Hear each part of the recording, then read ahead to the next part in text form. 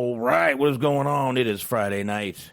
That's right. We've got Renee Young announcing a new podcast. Wait till you hear the name of that. Blowie Ray says we'll never see a WWE star as famous as Stone Cold or Hulk Hogan. WWE moving ThunderDome possibly to Tampa. We've got NXT. We've got SmackDown, Survivor Series predictions, and more. I'm Boxman. He's Smark Wahlberg. This is Dirt Sheet Dudes. Let's get it going, y'all.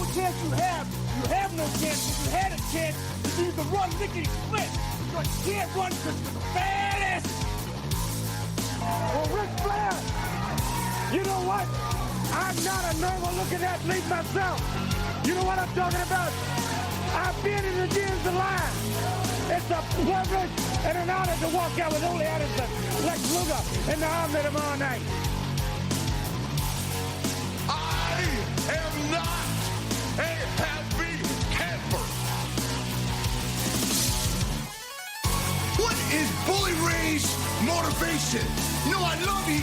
I know he loves sugar. But I checked my pocket. I don't have no donuts.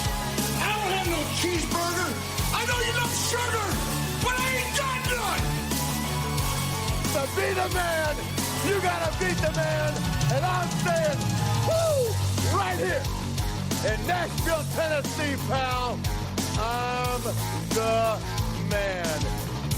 Look at a match for the total package Lex Luger and Super Brawl. Super Saturday? What is it? I don't know what it's called. What is it called? Super Brawl Saturday. Super Brawl Saturday? You don't lose faith in winners. And Ric Flair, day in and day out, every day of his life, just keeps winning and winning and winning. Ric Flair! New York City, Ric Flair! You're gonna find out what hard is all about. I do exactly what I want to do. You say I'm insane. I say thank you very much. Make a good intro. I hate God. Hit the deck. Yes! We love your Scott Steiner. Today, woo, I've got the style and profile like never before. You guys talk about being students of the game. I am the game, JR.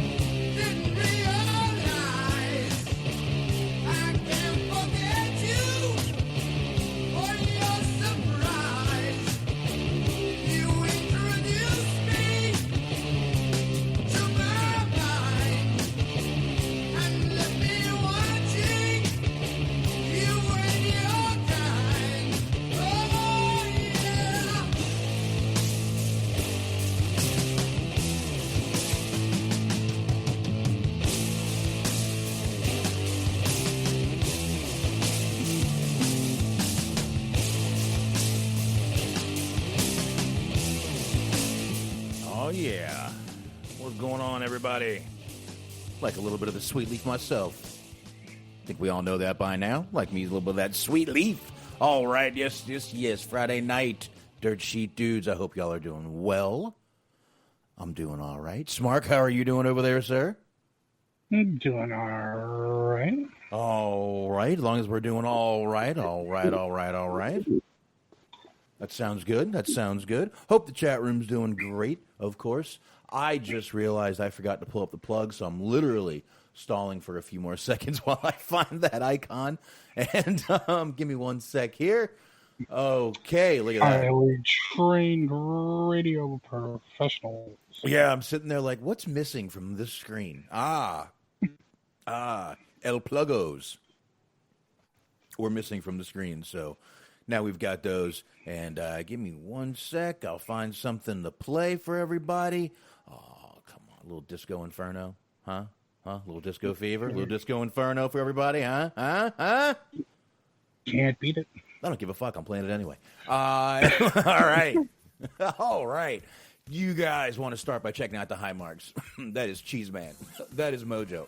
That is G Wiz. A little sweet leaf coming in right there. That is G Wiz there on the Metal Mitt Network. You can get that right here. Mixer.com/Metal Mitt Network. That's right. 2 T's in Mitt. Definitely want to check those guys out. Mixer.com. One more time. Mixer.com/Metal Mitt Network. Definitely check those guys out. 8:30 p.m. Eastern Time, Sunday nights. And we always want to give a shout out to Bobby Anthem and the Bobby Blades right there on the Inhuman Experience. Once again, you sign up for that channel, you're getting that and much more. You want to find them on all the usual podcast platforms. And of course, Unscripted Wrestling Podcast. Find them on all the usual podcast platforms. They did a show tonight. They'll do a show Sunday. They're on Blog Talk Radio. Check out Unscripted Wrestling Podcast. And of course, Stephen Milan, always sharing the show. Always appreciated. Find him reviewing movies at letterboxd.com/Stephen Milan. There's 2 L's in that, too. And, of course, you guys know you subscribe, you rate, you review us. You can follow us on Spreaker. You can find us on Twitter. You can get us on Stitcher, iHeart, Spotify, Google, TuneIn, Player FM. Go smart before you go away or something. Of course, Mondays, 8:30, Cheese on Sports and Fox. You know me.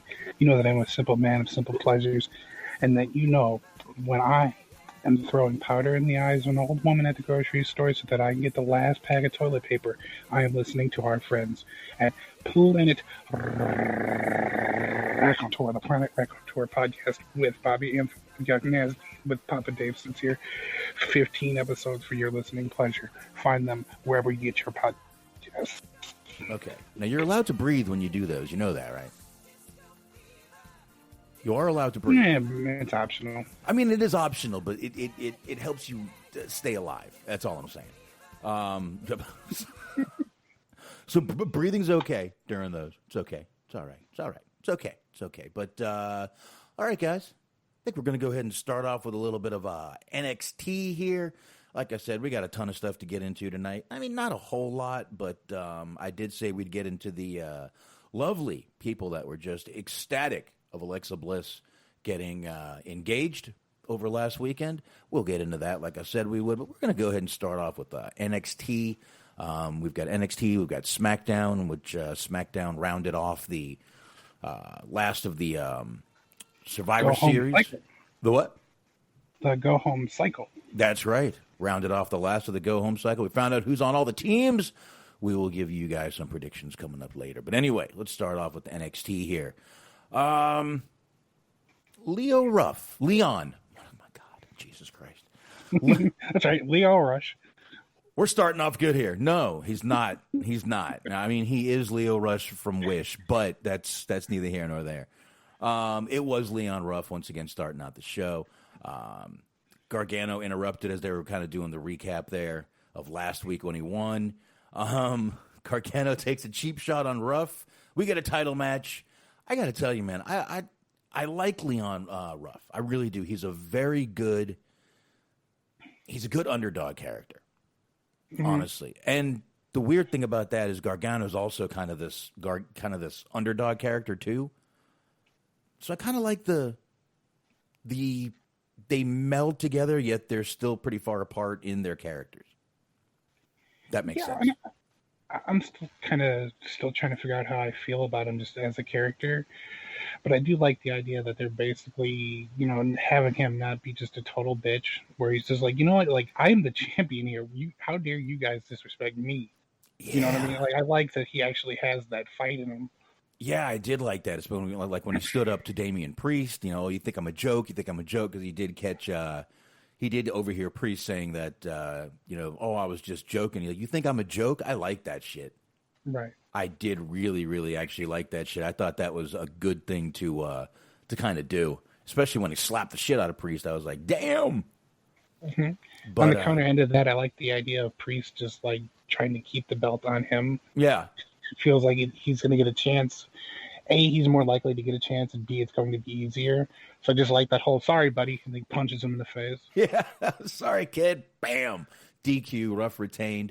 But man, that lawn dart that Gargano did to Leon Ruff into the turnbuckle twice, right? Mm. Yeah, he does that from time to time. He does that really well. Yeah, Leon Ruff takes that really well. True. Yeah, he took that really fucking good. But good match to start out here. Honestly, could have done without the bullshit in the beginning and just given Gargano the rematch. Really didn't need the talking and the comedy before it. Honestly, I would have just rather get right into the fucking match. AEW is going to get right into a match. Mm-hmm. So they need to remember that. But, hey, another one, like I said, Ruff got the win by DQ due to Damian Priest. My next note was Rhea's looking hot as shit, simply walking through the parking lot. But of course, I find that just wow, just walking through a parking lot. Maybe it was the fucking spiked collar she had on. I don't know.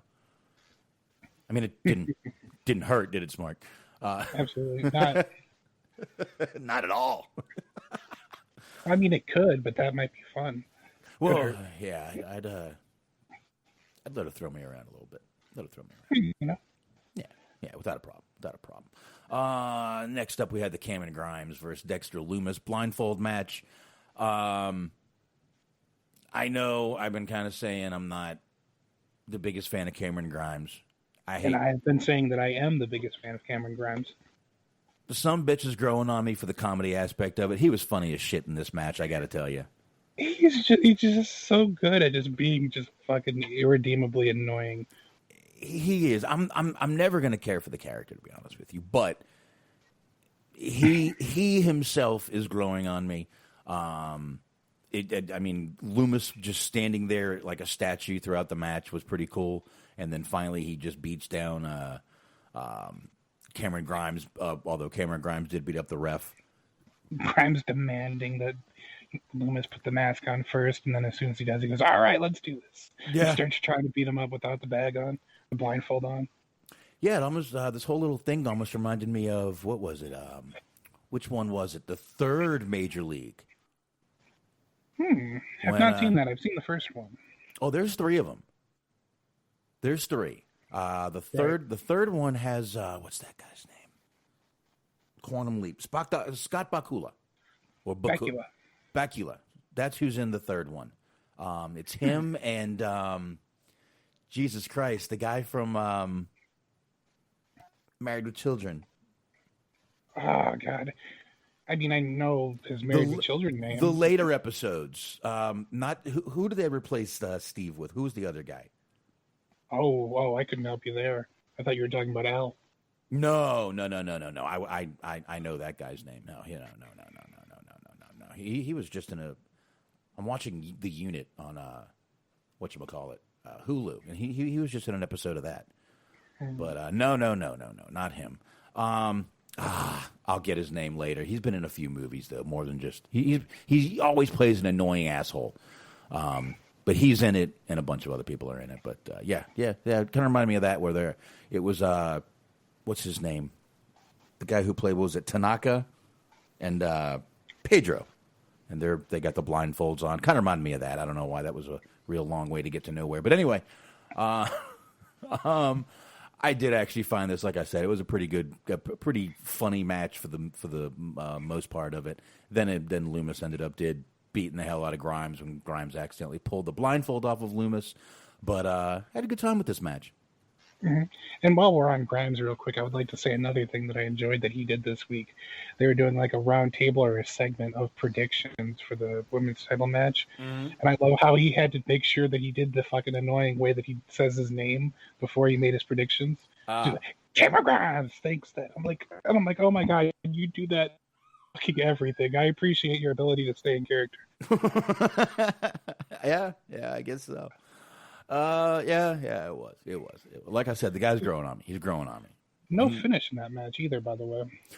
No, there was no ref. The ref was knocked out. I mean, usually another ref would run down and do something, but They just didn't care. They're like, all right, let's speed this forward. I ain't going down there with fucking Dexter Loomis. Fuck you. That's why I'm there. Yeah, fuck that. Did you see? He turned me into a goddamn zombie last time. Guys, I know we got a pay-per-view coming up this Sunday, but guess what? Have no fear. 2 weeks away, War Games. The cycle never ends. A little Black Sabbath playing in the background for that video. Little War Pigs. I like that. I played a little Black Sabbath Sweet Leaf myself tonight. I'm not sure. I didn't really mean to put that together, but I just did. I didn't even... I guess that's where I got the... I'm like, oh, Black Sabbath, let's put that on. All right, that's where I got that from. So, yeah, we're going to have War Games. Obviously, the kind of the main event. Let us know what obviously is going to be a War Games match. It's obviously going to be McAfee or McAfee's guys against the Undisputed Era. Mm-hmm. So that's going to be the match right there. McAfee and his guys against them. So that's obviously the first match we're looking at. And I don't know. I'm actually not sure what the women's one is going to be, but there was some... They kind of teased that on the show. A little bit. Candice LeRae and, what's her name, Dakota Kai and their cronies. Right. Yeah, Indy Hartwell and Raquel Gonzalez, and I would say Toni Storm, Moon are going to be the two that they're against. I don't know who else it'll be, but we'll find out. Right. But before we get too far ahead, and you had mentioned Candice and Indy Hartwell, they had a match versus, God, I hate this girl's name, Casey Catanzaro and Kaden Carter. I'm just going to call her Casey and Casey. That's the name of this fucking group. They're both KCs. Just leave it at that. The A lot of C's there. Kaden Carter, Casey Catanzaro, C sound all over the place. Yeah, let's just call them the KCs. The KCs. Sunshine Team? There you go. KC's and the Sunshine Team. God, shut up. Leave me alone. Nothing really outstanding here. You guys can probably hear my baby out there crying. Candice and Andy Hart would pick up the win for this, which I kind of figured. Since Candice, I mean, they just kind of let us know that the whole Scream Mask thing was Indy Hartwell, like we didn't know it was her, so I figured they would pick up the win there. After that, we had the debut, NXT debut of Arturo Ruas. He went up against Kushida. I'm sitting there watching this show today, and I'm thinking, man, I can't wait to see what they do with this guy.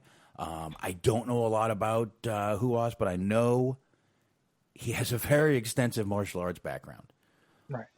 He's one of my favorite parts of Raw Underground. Yes, and we did see him on Raw Underground, obviously. Already, I'm sitting there looking through this, and I get an article pop up on my phone. Arturo Ruas, possibly reportedly injured on NXT, so already it looks like he suffered a torn bicep in the match.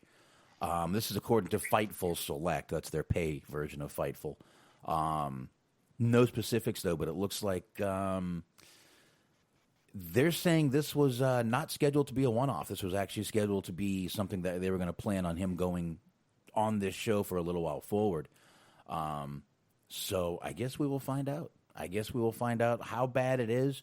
Torn biceps, Mark, that's not like an 8-month injury, right? I wouldn't know. I've never torn my bicep. No, I don't really have.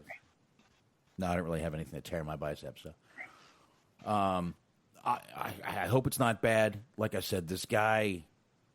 Like I said, I don't know a shitload about him. I do know he's got a very, like I said, extensive martial arts background. I don't know if he's actually done MMA, to be honest with you, but the name sounds familiar to me, and I'm not sure where from. But already injured. Between last week we get one call up from NXT to one show, and she gets hurt, breaks her wrist, and then Chelsea Green, and then now we get this guy coming up, and Not good if you're debuting on NXT this for the holiday season, is it? Or any show, any WWE show for the holiday season. It seems like, man. And I feel bad for him because like they gave the guy a little bit of a video package, and then he got his offense in the match. It seemed like they wanted to do something with him, but unfortunately, that opportunity might not arise. Yeah, and I'm thinking they still will do something with him when he gets back. Hopefully, this will be a quick injury for him. Yeah, hopefully it'll be a quick injury. I'd like to see what they can do with a guy like that, with that background and that. And he seems talented, man. I mean, that match against Kushida was not a bad match at all. So even with a torn bicep, it looked like he was still doing fucking pretty good to me. So. All right, let's do this. Toni Storm, Ember Moon versus Dakota Kai and Raquel Gonzalez. Storm and Moon. Kind of like this tag team. Both things that happen in the sky, Smark. Yeah. Very astrological. Well, Toni Storm's ass is out of this world, I'll tell you that.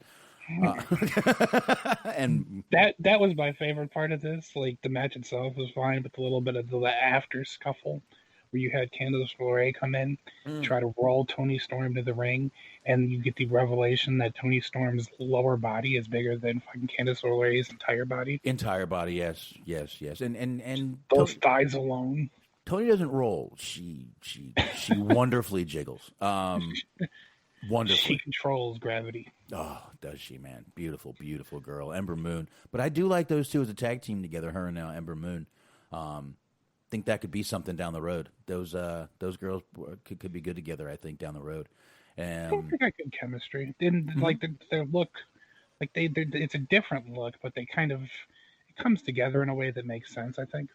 Well, yeah. I mean, in a way, they're. I don't know. You got one post-apocalyptic and one preparing not punk rock, but like glam metal. Yeah, basically they were.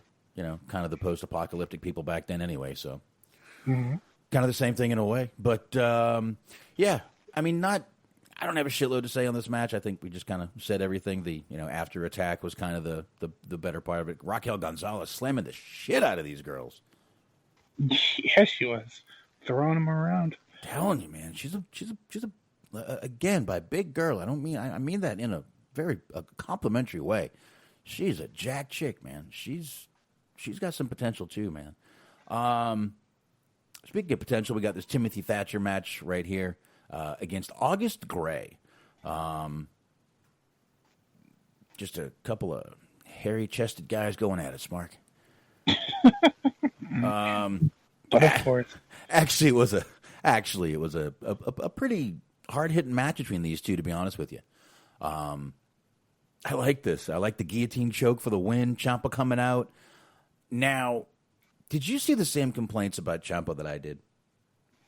I did not. What would those be? Oh, he's been saying how he wants to go after the young guys and blah, blah, blah. Well, yeah, he did say that, these young guys, blah, blah, blah. But he also said people that'll tell you how tough they are and go out there and not be tough. So I think that's the part where he's going here. Timothy Thatcher's out there showing how tough he is, and let's face it, Ciampa's a tough motherfucker too. Ciampa just looks like the old tough dad coming in the ring. Or grandpa even. Looks like a grandpa coming in the ring. I don't know, man. I'm going to tell you now, if I saw that motherfucker coming at me, I'd be like, he's a grizzled son of a bitch. I'm running. Oh, yeah, definitely. He definitely has that sort of backwoods vibe about him. The bad thing is he's going to catch you. It ain't like it's not like Brock, who you could probably outrun, or a bigger guy like that. This dude will catch your ass. Yeah. It's that's a scary looking dude, but he also seems like he'd be one of the coolest guys to sit and have a drink with too. Which is, you got both the scary with that guy, but be like, you know what, I really wouldn't mind sitting and having a drink with the dude either. So, oh yeah, for sure. Yeah, definitely. But I really don't have too much to say on this. I'm excited for the feud. Yeah. I mean, like I said, right now, the actual match was a good, hard hitting match. I'm not going to, sit here and shit on it. I've shit on Thatcher before, and it's not shitting on him. He just looks just like my fucking Uncle Scott. I'm sorry. It's just weird seeing my Uncle Scott in the ring. I I think that's the overall vibe that he's supposed to be putting out. Is he just looks like everybody, not everybody's uncle, but he just has an uncle-y look about him. Yeah. I mean, and let's face it, my uncle will fucking beat the shit out of somebody. He's that kind of guy.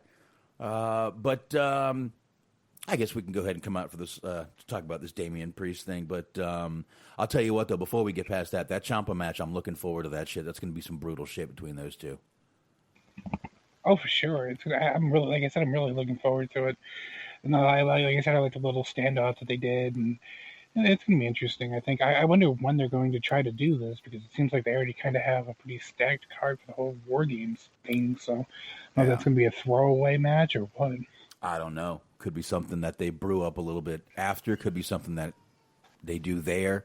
But both those guys are known for laying shit in, so I don't see how you could have a bad match between these two. And like I've said before, you got fucking Ciampa out there who, like I said, the common denominator when you start talking about great matches, he seems to come up a lot in that. So there you go for that. Let's come out with the Damian Priest thing here. Damian Priest comes out, and before he even gets in the ring, which sucks because I really like it, I actually like his entrance. Mm-hmm. Gargano attacks him. Priest gets the better of Gargano. And then Ruff comes out, and again, ain't taking no shit from either one of them. And I like that he didn't take Priest out like he was a big badass. He kind of used Gargano to take out Priest. Mm-hmm. I like that he almost took out Priest on accident. I think my favorite part of it was when he went to work on both of them, and he kind of got the better of both of them. And then you have Gargano and Priest just kind of look at each other and like kind of nod, and then just go after him. Like, you know what? Fuck this. Oh, dude, that little fucking glare they gave him where they both came up from the bottom of the apron was fucking priceless. Oh, for sure. That was you had both of them like coming up like, what the fuck just happened? They look at each other like, really? What the fuck just happened? And then they're like, get his ass. We don't have to put up with this shit. No, that was some priceless shit right there, man. That was a great. They've been doing a lot with the coming up over the barricade or apron looks. I like it. I like what they're doing. Mm-hmm. Yeah, sure. I mean, like I said, Monday we had Alexa come up over him with her cute little look, and yeah, that was some priceless shit from those guys right there. But this whole Gargano Priest Ruff thing is. It's going to turn out to be some fun shit. I definitely see a three-way match coming between them. I'm sure you do, too. Sure, absolutely. Yeah. Just a quick note, we're getting Kevin Owens on commentary next week. Barrett put out that he's not going to be there, so there we go. Oh, my God, my wife needs to stop that baby from crying, doesn't she? I actually didn't catch that part about Owens when I was watching it, so that's a good catch. Yep. I saw Barrett mention that right there. But this Zaya and Boa thing is confusing me a little bit. I get that it's supposed to be all like, this is, kind of all traditional and shit like that. But I don't know. He's freaking out. Oh, she's coming. Oh, she's coming. And then, I don't know. We haven't seen Zaya in 2 weeks. And meanwhile, as long as I get to see Regal on camera, I think I'm happy. Is the guy, the older gentleman, I forget what his name is, he's supposed to have like some kind of fucking outer worldly powers? That was the vibe I was getting. I was getting some like supernatural vibes. Well, it's all that, the tradition and stuff like that. And yeah, I guess he might have some. I mean, he came out there like he was some sort of dragon or something, so I don't know. I actually missed some of that stuff last week, so I don't know. But I guess I'll watch more and find out more. How's that sound? Yeah? Sounds good. Yeah, there we go. All right, let's go ahead for this. Pretty much was the main event match we kind of already talked about. Well, we'll get a little bit more into the whole McAfee thing at the end. But do want to get into this Io Shirai versus Rhea Ripley match, man. I don't know if it's you, Smark. Let me know. Or me. Let me know what you think. There was never, to me, a really good reason to take that belt off of Rhea and give it to Charlotte in the first place. And it almost feels like they've got Rhea coming back almost at like ground zero. Like she had to start over again. She hit that wall of Charlotte. And I feel bad because she was so over at that time. And now it's just like, she's just kind of second fiddle. Mm-hmm. Oh, no, I agree with that. And I was listening to The Observer, and I don't have the exact numbers, but they were saying when she wrestled Shayna Baszler and for the title, and she ended up winning the title, it was one of the highest rated NXTs.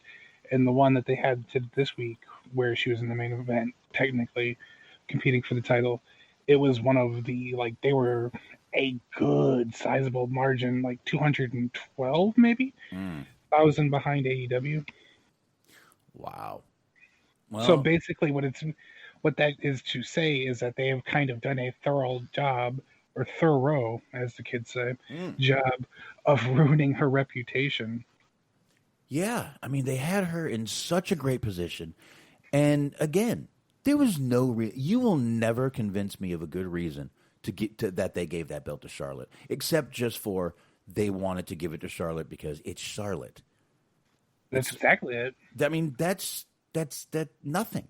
There's no other reason, and it really, really did some damage. I mean, you look at Rhea in the ring. I mean, especially compared to Io Shirai, she's a fucking beast, man.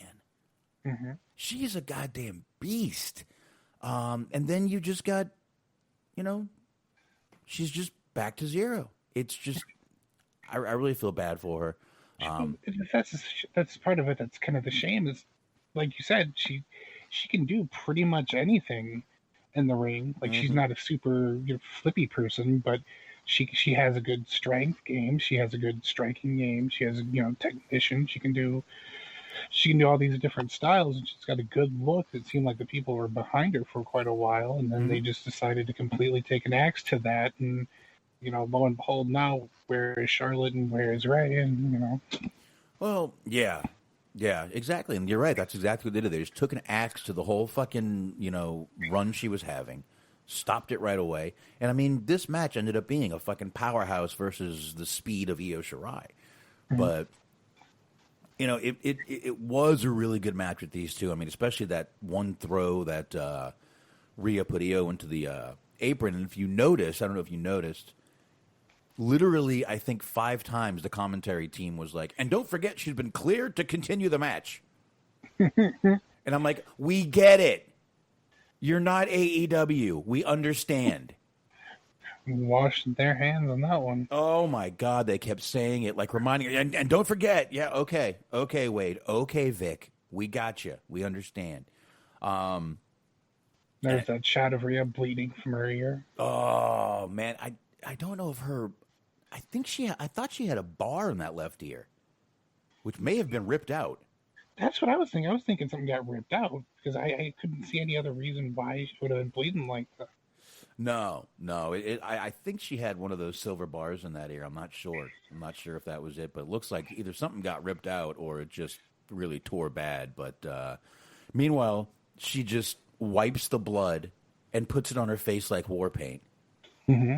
Oh, be still my heart.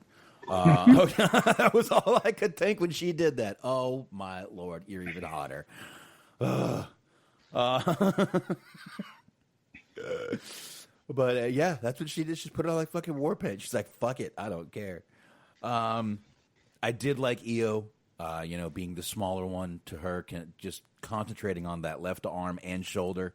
I thought that was some great stuff. We even got a power bomb through the fucking table from Io. And Io ended up winning the match. It was a hell of a match, though, man. Really, really good. Once again, man, I think they're making a mistake with Rhea. I mean, we just went through it. I'm not going to sit here and harp on it, but they made a mistake. They really did. I agree. Yeah, and I understand, Antox, it was unsanitary due to the pandemic, but my God, it was hot anyway. It was hot anyway.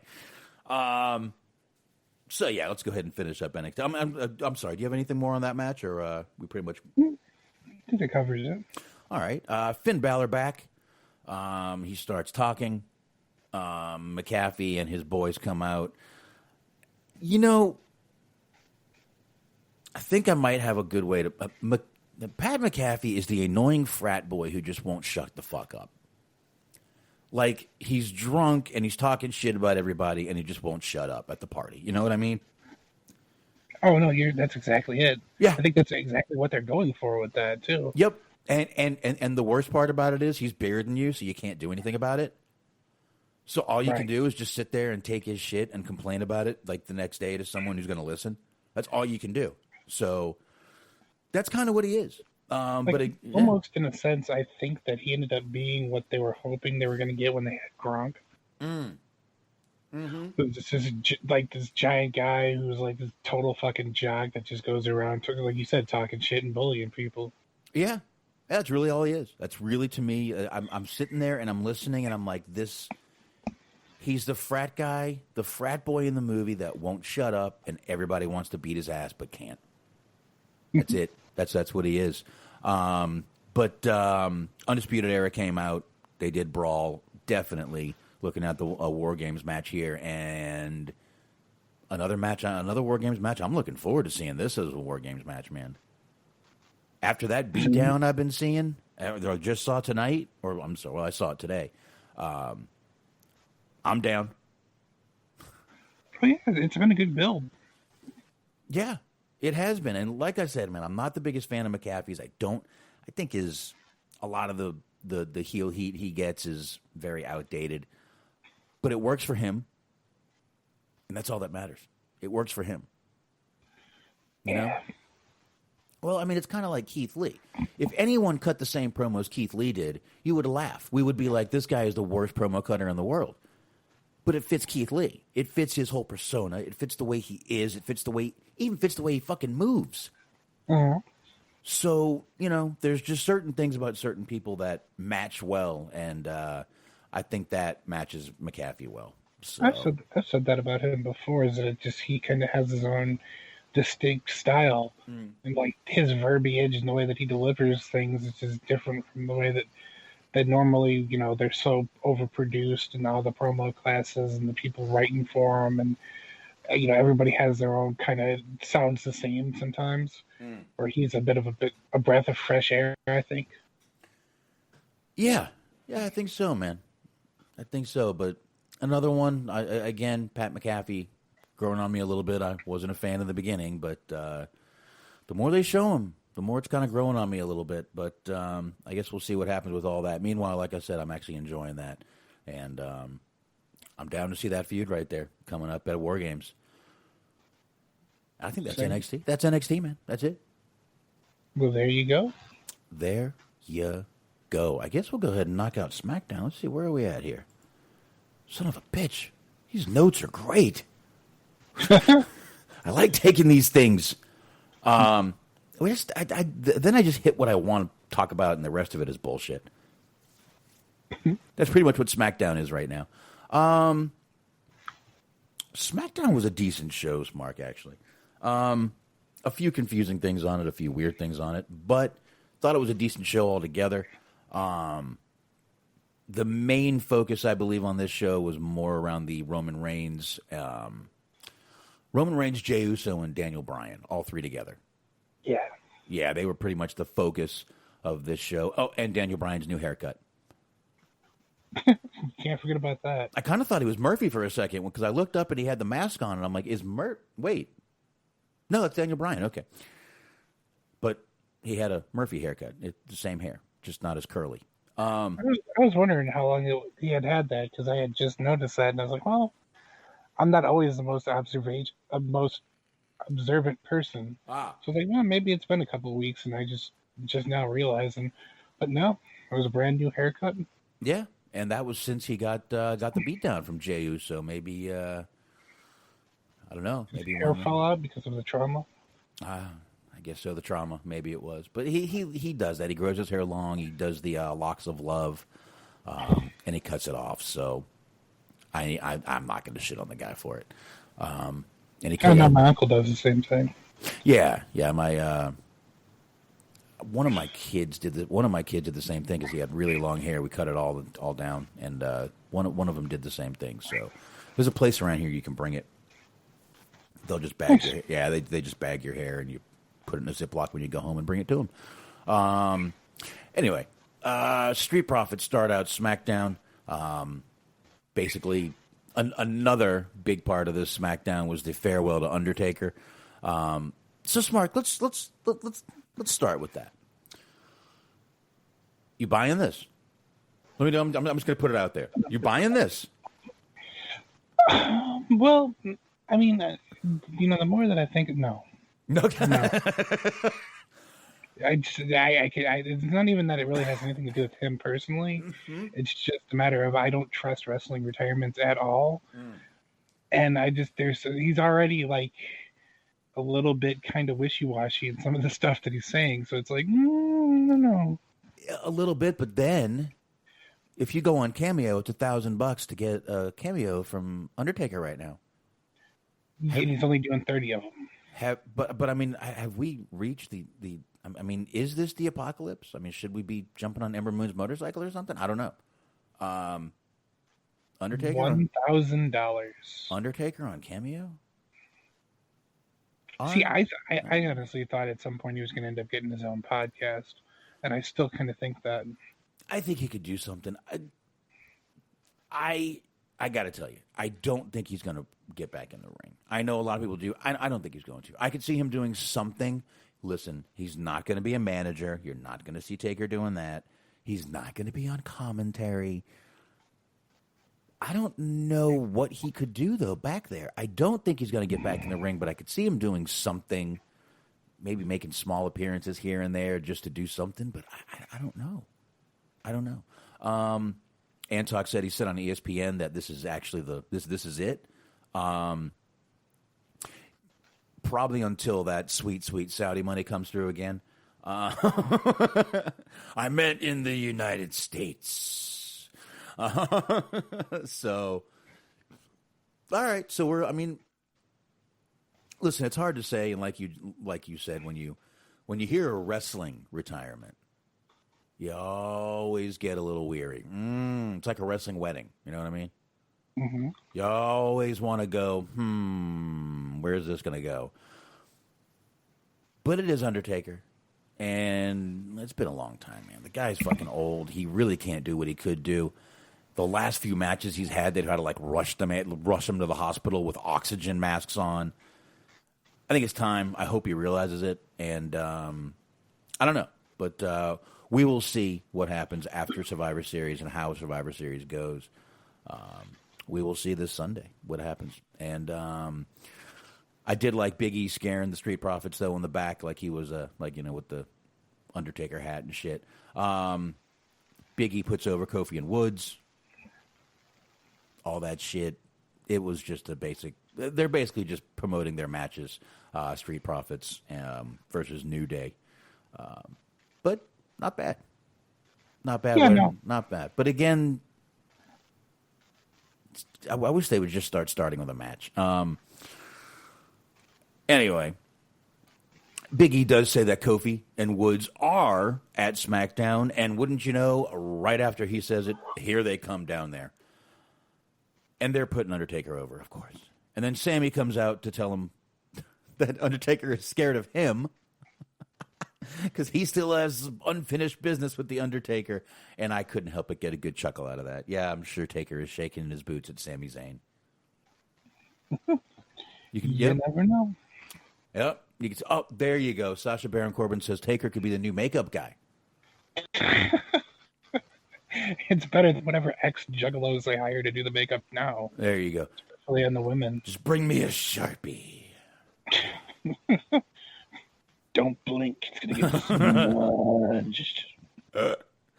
Don't blink. I wouldn't want to put this in your eye. No, I don't think he's going to do that. But this was a good segment. I get it. I like the New Day. I like when they're out there being weird, kind of idiots. Doesn't bother me one bit. That's kind of what their character always has been. And then Corbin comes out, and suddenly I had to pee. Suddenly somebody accidentally put my hand through my television. Yeah, and I come back, and Ziggler or Roode are out there. I don't know what they're doing. New Day almost convinces them to have a match between the four of them, and the winner would take on them New Day for the titles. Doesn't work. It gives us a 4-on-4 match, which I'll tell you, man, I was watching the replay of Montez Ford. He almost went off screen. One day that camera's going to lose him. I wouldn't be surprised. One day that camera's going to be like, oh, we lost him. We lost him. But that guy, man, just fucking sails through the air to get that goddamn win with that frog splash. And basically the promo was just everybody coming out and pointing out how stupid it is that somebody from the opposite brand is on their show, even though they specifically try to say that they can't come on the show. So it's them making fun of their own lack of continuity and following rules. Mm-hmm. Yeah, pretty much. But, yeah, it was pretty stupid. I mean, basically, oh, you're on my show. No, I'm on the show they fucking told me to be on, you dumbasses. You know that, and I know that, and we all know that, so leave it alone. It's not worth it. But, there you go.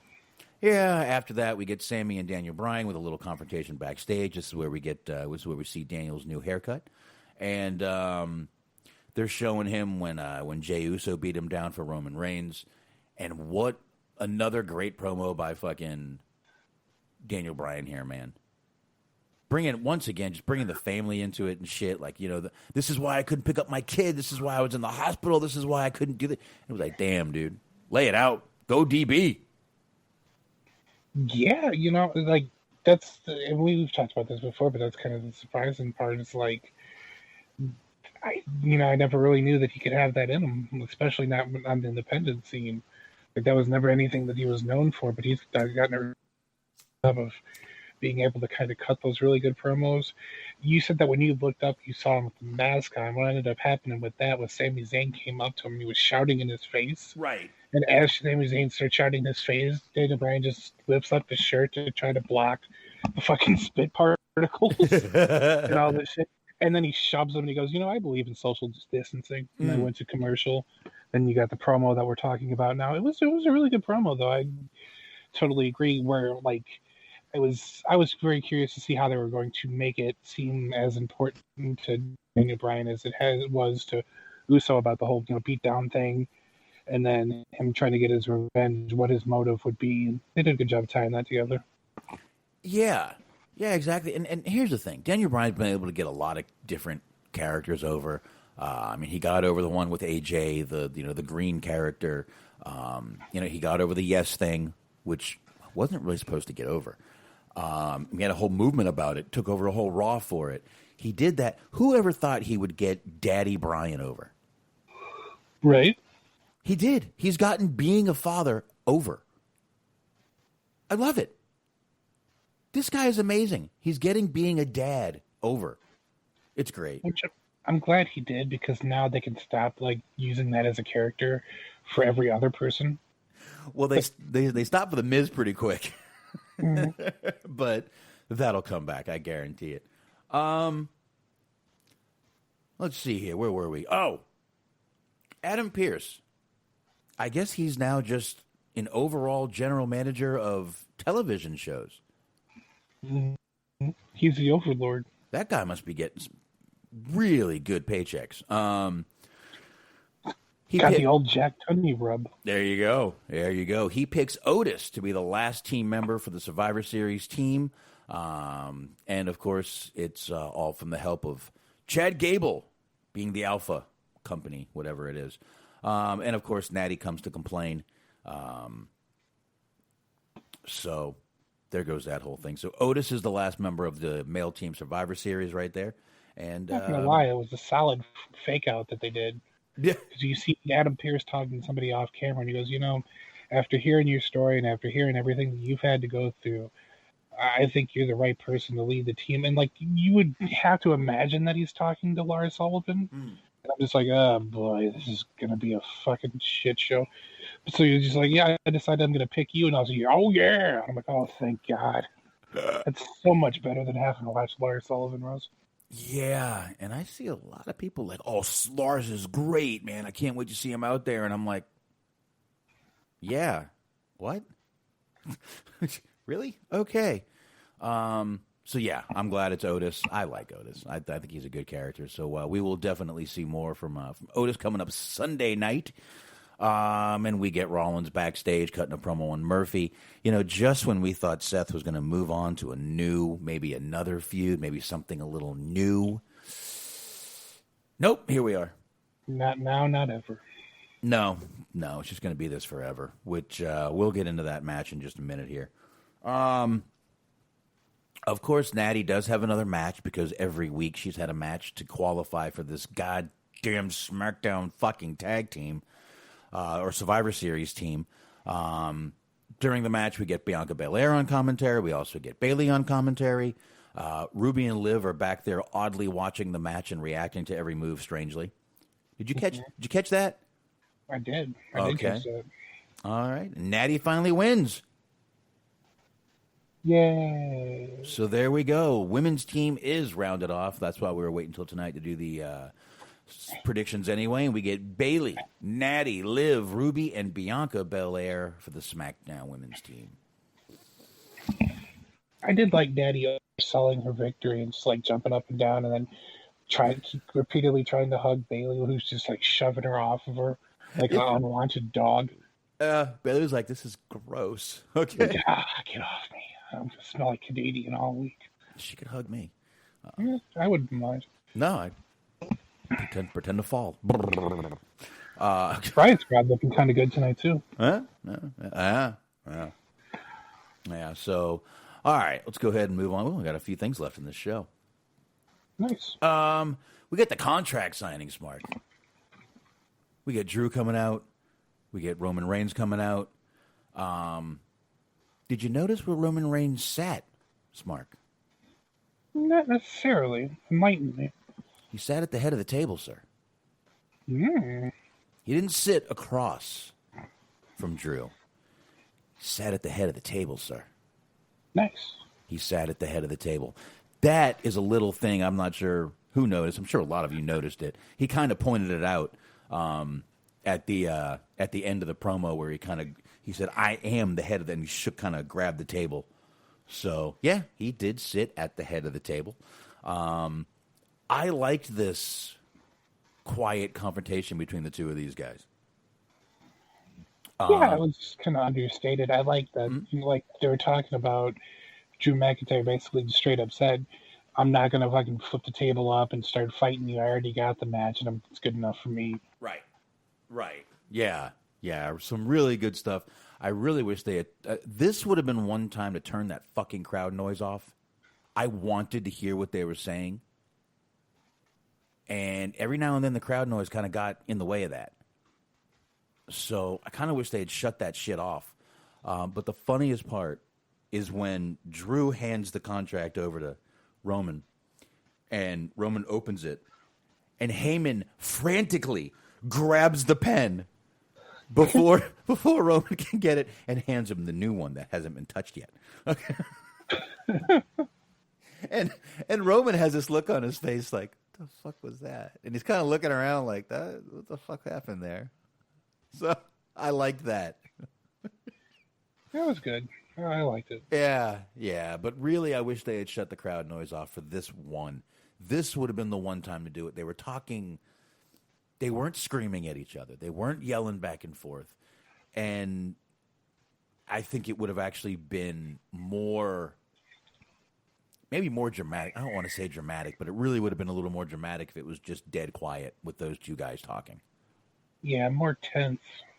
Intense. There you go. That's what it would have been. I think that's a much better word than I use for it. Yeah, it definitely would have been. I think it would have been. My personal opinion. I'm glad you agree. But yeah, this feud I'm actually looking forward to. I think we're going to hear a lot of shit talking from Reigns during this match, and I think we're going to get a lot of Drew shit talking in this match too. But we'll see this one Sunday. We'll give you predictions in just a little while here. Let's get to this little Rollins and Murphy thing, Smark. Murphy came down. He's got the Mysterio family with him. You see how involved in this I am? Mm-hmm. You want me to be honest? Sure. I went and did some shit during this match. Murphy wins. I really didn't watch this. I really didn't, dude. I I just don't care. I was watching it up until my body decided to tell me not to watch it, like Yes. causing my eyelids to close. Yeah, I really got up. I grabbed myself a bag of Cool Ranch Doritos, a little snack bag. Got myself some water for the show. Got my water. Got my extra water filled up. I actually like Murphy more than I. There you go. Like Sacha Baron Corbin says, Murphy was good. Seth is a charisma vacuum. I don't completely agree with that. No, I mean I like Seth. They sometimes just overdo Seth to me. They give you too much Seth. Too much of a good thing turns into a bad thing. And I think that they're just giving us too much Seth sometimes. A little too much, Smark. But Murphy, I do like Murphy. I actually think he's got a lot of talent. I think he's a good character. I think he'll do well. I just want this feud to end. This whole feud, the whole family, the Mysterio family was down there with him, didn't care, didn't need it. Whatever. Can we please move on? Please give Seth someone else to go against. Please. Sorry. See, and this is what happens, and it always gets on my nerves, because like the more boring feuds that just don't have any heat behind them, they run into the ground and they stretch out for as long as humanly possible. Right. And then when people bitch and complain, you have the older guys going, "Oh well, nobody has the attention to long feuds anymore." Yeah, when you don't give us a reason to care about them, we don't. Yeah, exactly. And they're not giving us a reason to give a shit about this. It's pretty much been over. All right. Murphy turned on you. Ray got the win. All right. Why didn't it just stop there? Do you really have to get back at Murphy? Do we really give a shit? Did we not think Murphy was going to win this time? I did. I think everyone did. Jesus Christ. Yeah, I went and got ready for the show. So anyway, Murphy wins. Let's move on. I mean, it ain't RoboCop Murphy, so who cares? We get Asuka and Sasha in the ring. Is Sasha going for the Zelina Vega going to look hotter each week? Because she's doing it. She's fucking doing it, man. She looked gorgeous this week, too, man. Now, the contrast that Michael Cole looked like David Byrne from the Talking Heads music video. That fucking suit did not fit him. And if you haven't seen it, please go look up that video. What was the name of that song? Letting the days go by, letting the No, is that the one? That's the one. Well, there's Burning Down the House. Burning Down the House. I think that might have been the video. Burning Down the House. Oh, yeah, that was Burning Down the House video, because, yeah. Go watch that video and you're going to go, is that Michael Cole? Okay. Or is that, but that's what it reminded me of when I saw Cole. Go ahead. Oh, go ahead, sorry. No, please go. This was a big night for Michael Cole, because he got to meet his hero. Yeah. Because it made me laugh, because he said something to question her, and I forget what it was. But she goes, "Michael, you know what time it is?" And he goes, "It's boss time." Oh. He's like, "Of course I know what time it is." Oh, God. Yeah, we all know what time it is, but yeah, he did. He looked, I mean, that suit did not fit him, and it looked square. He looked like fucking the guy in the Talking Heads video. Again, go look that up if you want to know my reference to that. Trust me, it's worth it. You'll get a good chuckle out of that one. Carmella once again attacks Sasha from behind, then keeps attacking her, even puts her in a tree of woe, Smark. We got a tree of woe. That's right. I I love this because, well, I love the little promo interaction between her and Asuka. Because you just had Asuka just not want to be there, I think. So she decided that she just wasn't going to take this seriously at all, even beyond the pale of her own character. Right. Because you just get this you're like, "Do you have any idea who I am? What I'll do to you? I'm the best women's wrestler in the world." She goes, "Oh, you don't know? Your ass better call somebody." I'm like, what? Then she did the John Cena thing. She made it fun. She was having a good time. Yeah, and then like you were saying, Carmella came. So that was interesting because you basically had yourself based on the attire that Sasha was wearing and the attire that Carmella was wearing. Had yourself a little Bloods versus Crips match. Oh, there you go. And I was laughing because Asuka acted the way that any normal person should have acted during that. Because Sasha just got done talking shit about her, and then Carmella's beating her up, and like I'm expecting Asuka to come to her aid, but Asuka's just standing there watching, just kind of like enjoying herself. Oh yeah, she's like, "Oh, what's happening here?" Okay, no problems at all. And Antox, you're right. WWE is just like the Talking Heads, same as it ever was. Same as it ever was. Yes. Let the days go. Anyway, Yeah. I actually like that band. I do too. I do too. Good band. Good band. Guy's a little weird. The lead singer's pretty much just a weirdo, but my God. Here we go. 80s music. Who wasn't? Like fucking For those in the Mixler chat, I found a screen cap of the Burning Down the House video. There you go. There we go. I got to see the picture. I got to see if, because I didn't like look that up, but yep, there you go. That's what Michael Cole looked like in the suit. Perfect. As a matter of fact, that looks exactly like Michael Cole. There it is, burning down the house. Yeah, that's what Michael Cole looked like in that suit today. So, you know, might want to. I don't know if he got really fat or what, but anyway. So we did get the main event, which was the Daniel Bryan versus Jey Uso. Jey Uso got in, I would say, most of the offense in this match while yelling, "It's nothing personal." I would say 40 times, Mark, maybe 50. What would you guess? Roughly that much. Roughly, okay. Roughly between 40 and 50 times. Bryan made a little comeback there, but Jey did start coming back, and then Bryan rolled him up after Jey went for the splash. Rolled him up for the win. That's 2 in a row for Jey Uso losing. Correct? Yeah, I think so. I thought that was a little bit disappointing. I mean, they gave Jey the majority of the offense, I think, during this match anyway, so it's like it's not they completely chumped him out. But it's a little disappointing to have him lose after all of this. It was a little bit, but I also think this is where the feud is going. I mean, like I said, this Roman and Jey thing isn't going to last long, and this is kind of letting you know that. This is obviously going to turn into Jey versus Roman again. Mm-hmm. So we will... I think they're going for him losing, so Roman starts looking down on him again like, you just don't belong. You're just not a winner, you know? You just don't belong in the family anymore. I think that's where it's going. And I could see Jimmy and Jey coming back and running shit again as a tag team. We'll see. I could be wrong. It happens all the time. That's all I've got for SmackDown, man. What do you got? I think that's about it. I can't remember anything else happening. That is it. Why don't we do some news, then we'll wrap up with the predictions. Sounds good. That's what I think we should do. I don't have a shitload of news. There's really not a lot of news to get into. There's a few things. I got a couple of videos or audio for you guys that I'm going to play. And let's just go ahead and start with this one. I could use a drink here. Let me pull this one up real fast.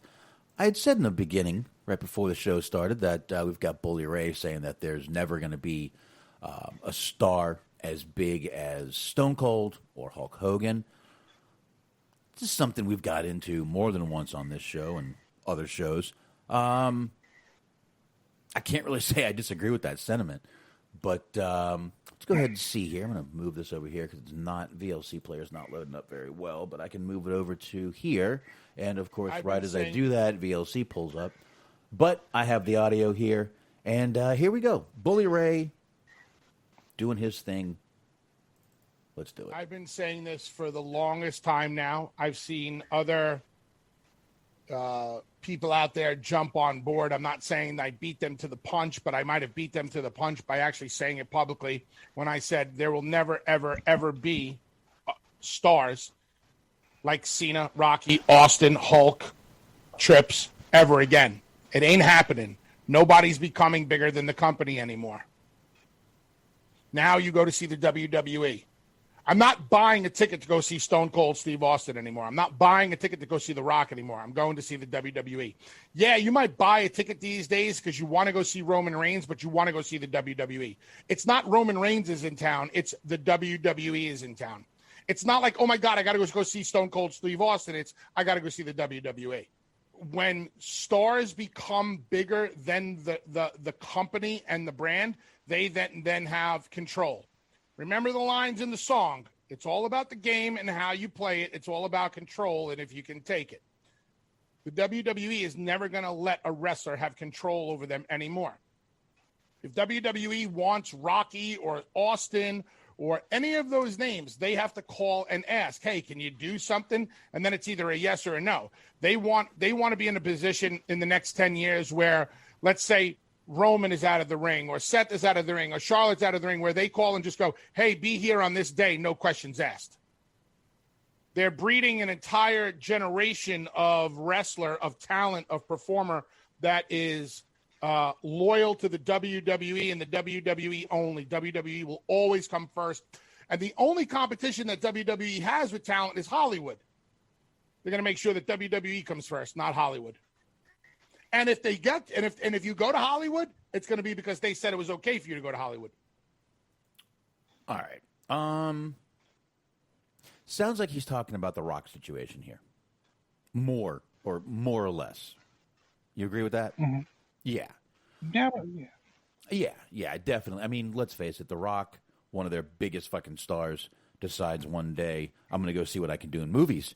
And look what happened. John Cena, they put him in movies first. WWE did when they got their studios, and look what has happened to him. I see what he's saying with the whole no one's ever going to be bigger than WWE again. Again, I think that's talking about The Rock one more time. Because he's right. The Rock can say no now. They do have to call him every time. The Rock, Stone Cold. I think it was funny he brought up Triple H, kind of a little, maybe they'll take me back one day. Triple H, come on. Yeah, I mean, I think if we can't create another Triple H, we just need to shut down. Oh, God. I mean... I was not expecting to hear him sing his theme song either. Well, I mean, we do have another Triple H. His name is Cody Rhodes. That's true. We do have another. We do. We already did it. Bubba's already wrong. There you go. But I see what he's saying. Now, you can only blame WWE, though, for not building stars like that again. Really? Right. Really? Now, listen, I know that we don't have the same... It's not the same talent that we had back then. They're not the same people that we have, obviously. Stone Cold is obviously an anomaly. He's one of a kind. He was what he was, and we love him for it. The Rock, you're not going to get another guy who can cut promos like that with that charisma and that attitude. You're never going to have that. But they can build huge stars in WWE. I think he's right. I think they're afraid to do it. I think they're afraid if they build a guy too big, he's going to start going to Hollywood. He's going to start wanting to do what he wants to do. He's going to see more money. And, hey, guess what? Once he joins SAG, he's got a union protecting him. There you go. I think that's another reason they are not going to let people go to Hollywood unless they fucking tell them they can. I think Blowie Ray is right. Now, again, I think the only people you can blame for not building stars like that is the company. Mm-hmm. So, I don't know. Go ahead, Smark. I totally agree. I think that any time that somebody does try to get over like that, they just completely cut the legs out from under them. And I get what he's saying, and I think that is how they're approaching it, where the draw is to see the company and to not see one person or two, one person in particular. But at the same time, if you had those people, wouldn't that help to bring people in to see the company? Where it's, if you're WWE's and I don't know who's on the roster, the fuck if I know. All right, then why are you going to give them money? Well, and I think they think that, yes, it will bring people in, but it's kind of like when they gave the title to The Rock that one time, and they expected him to go out on movie sets, and not movie sets, but interviews and stuff like that, with the shoulder around his belt. and they wouldn't let him. Well, the belt around his shoulder. Sorry, I got a shot. Shoulder around his belt, indeed. I literally have a shot waiting for me right here. Cheers. Cheers to everyone. My family's in here. Mm-hmm. Salute. Thank you. Ooh, and they thought he was going to be out there with the belt over his shoulder, doing interviews, rubbing the WWE Championship. And half the people were like, no, you leave that shit back there. Leave the fake wrestling in the back. Leave it in the back. So it did nothing for him.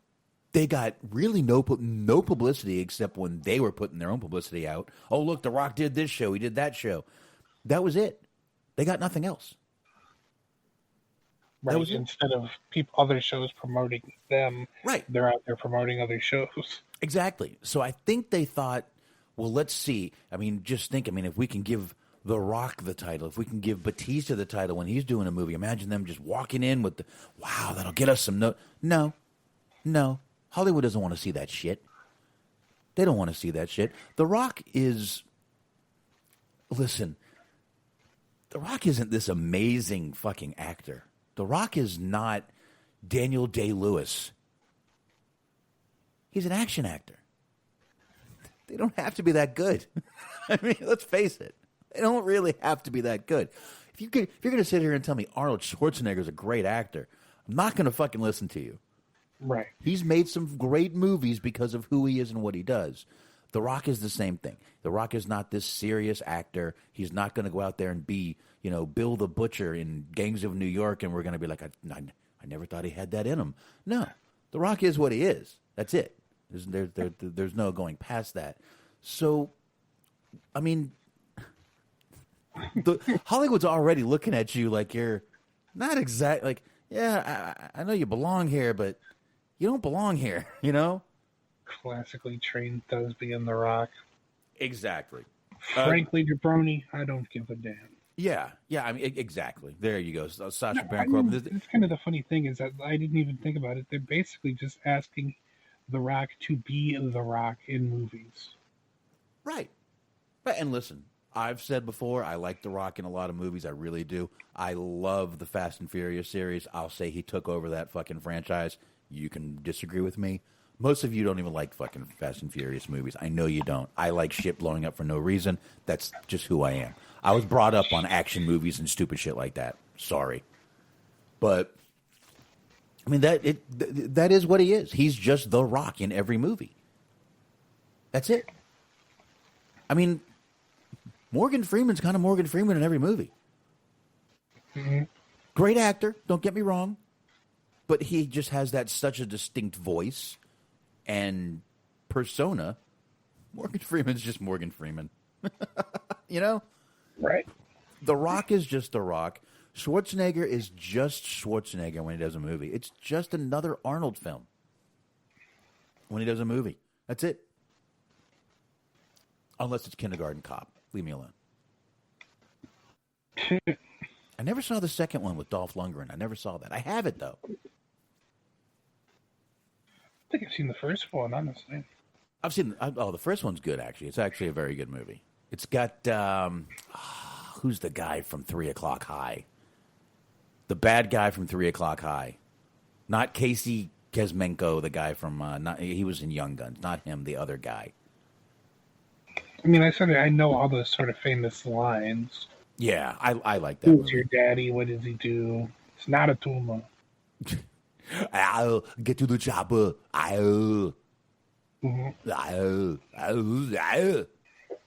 The it's not a tumor comes from that is Kindergarten Cop, actually. Mm-hmm. Yeah, good movie. Worth a watch.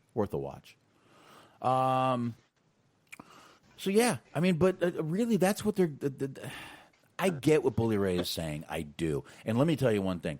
I don't agree with Blowie Ray a lot. I kind of think he's an asshole. I definitely think he's an asshole. Okay, you're right. Okay, let me know. Okay, he's definitely an asshole, but I kind of see where he's coming from on this. Again, I'm a situation by situation guy. I see where he's coming from here. I do. I really do. Oh, yeah, he's absolutely correct. It does make me laugh, though, that he tried to pretend that he was the first person to ever say that there's never going to be another Rock. Yeah, no shit. I mean, I think every podcast have been saying that for the past 10 years. I was the first person to be brave enough to say that. Yes. Like, God bless you, Bubba. God bless you. Bubba really putting that shit out there, man. Really just fucking getting deep with it.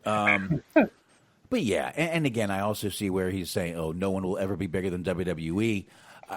That's a Vince line. We've heard him say that before. And again, I think Vince is talking about The Rock when he says that line.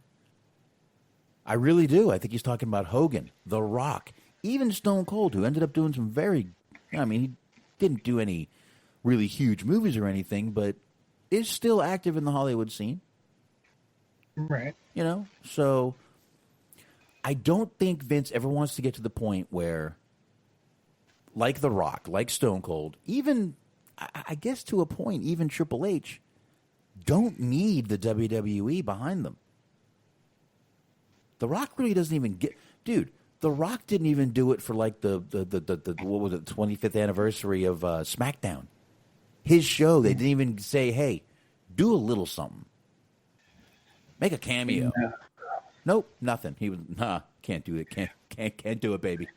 I wonder how that makes him feel if they did indeed reach out to him and he said no. And then he's like, yeah, but I'm going to go ahead and do this Ken Shamrock Impact Wrestling thing. He's like, God damn. Damn, we just got put behind for Shamrock. Fuck, man. All right. But again, I see the whole no one's ever going to get bigger than WWE. They don't want to get to the point where someone doesn't need them anymore. They love being, I don't mean to put it disgustingly or vulgar, but WWE likes being the tit that needs sucking. Mm-hmm. They do. They love being that. Because that means that you need them more than they need you. And that's where they like to be. They don't like to be in the position where someone could easily say goodbye and still make money, which I think is one of the reasons they're going to back off a Paige a little bit for this whole Twitch thing, because they know she can just make money off that, and they don't. And I think she's going to be the one they back off of.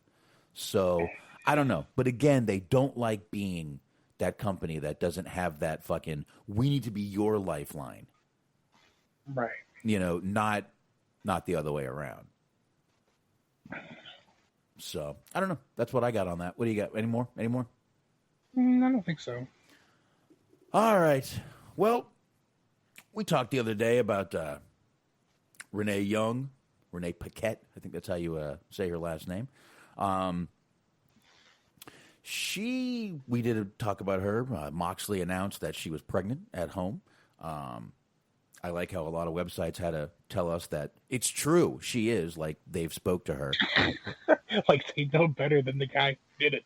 Yeah, it's like, she announced it. But she also has a podcast coming out called, what do you think it's called, Smark?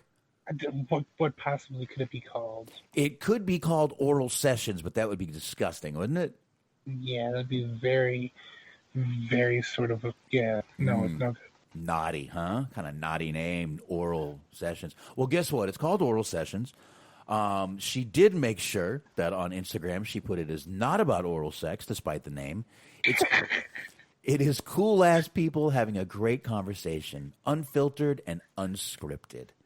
Oh, shit, there was a teaser on Spotify. I didn't see that. Oh, hold on. Wait a minute here, Smark. I feel like if you already have to in the press release, this is about oral sex, then you've got yourself a problem. Yeah, we're going to have to try to get this teaser here. Let's see how long this teaser is here. Let me go to that little... I didn't see that link there, that little Spotify link there. Let's see if I can pull up. I think you have to join, though. So this isn't full-on oral. This is just an oral tease. Oh, and it even says coming soon, but it's spelled correctly, so it's not really that bad. All right, let's see what's going on. Let's try to get this to load up. Oh, it's 2 minutes. Oh, dude, we have to. I think so, too. Oh, we have to. Here we go. All right, wait, load. Oh. Hello, you beautiful, beautiful people. Welcome to the Oral Sessions with Renee Paquette, or what is soon to be. This is just a trailer. This is just to let you guys know what I'm talking about. The whole entire concept for this show is about the conversation. I find people fascinating. You know, I love their processes, their stories, their histories, their backgrounds. You know, whether we're talking about athletes, actors, celebrities, entertainers. Obviously, there's going to be some wrestlers on the show. I happen to live with one. I'm sure he's going to pop on every now and then. Now, the name, Oral Sessions. Have you guys been wondering about the name? Did you perhaps think that this was a show about blowies? It is not. The show is not about blowies. Did she just say blowies? Not once, but twice. Wait, I'm just going to keep going. You know, I was really just kicking around a bunch of different names, and since the whole basis of this show is about having a conversation that's coming out of our mouths, Oral Sessions seem to be the perfect fit to me. Or clickbait at a very bare minimum. It's okay, I'll take what I can get. Anyway, so I cannot wait to get this show started with you guys. The goal for us here is to drop a brand new episode every Tuesday, beginning November 24th. Wherever you guys download your podcast, that is where you're going to be able to find the Oral Sessions with Renee Paquette. We are doing this. We're kicking it into high gear. Open up your ear holes. Let's have a time. See you guys in a few weeks. Okay, first of all, Sasha Baron Corbin, Blowie Ray. Beautiful, beautiful. There you have it. Second, can you imagine? Smark, picture this. Mm-hmm.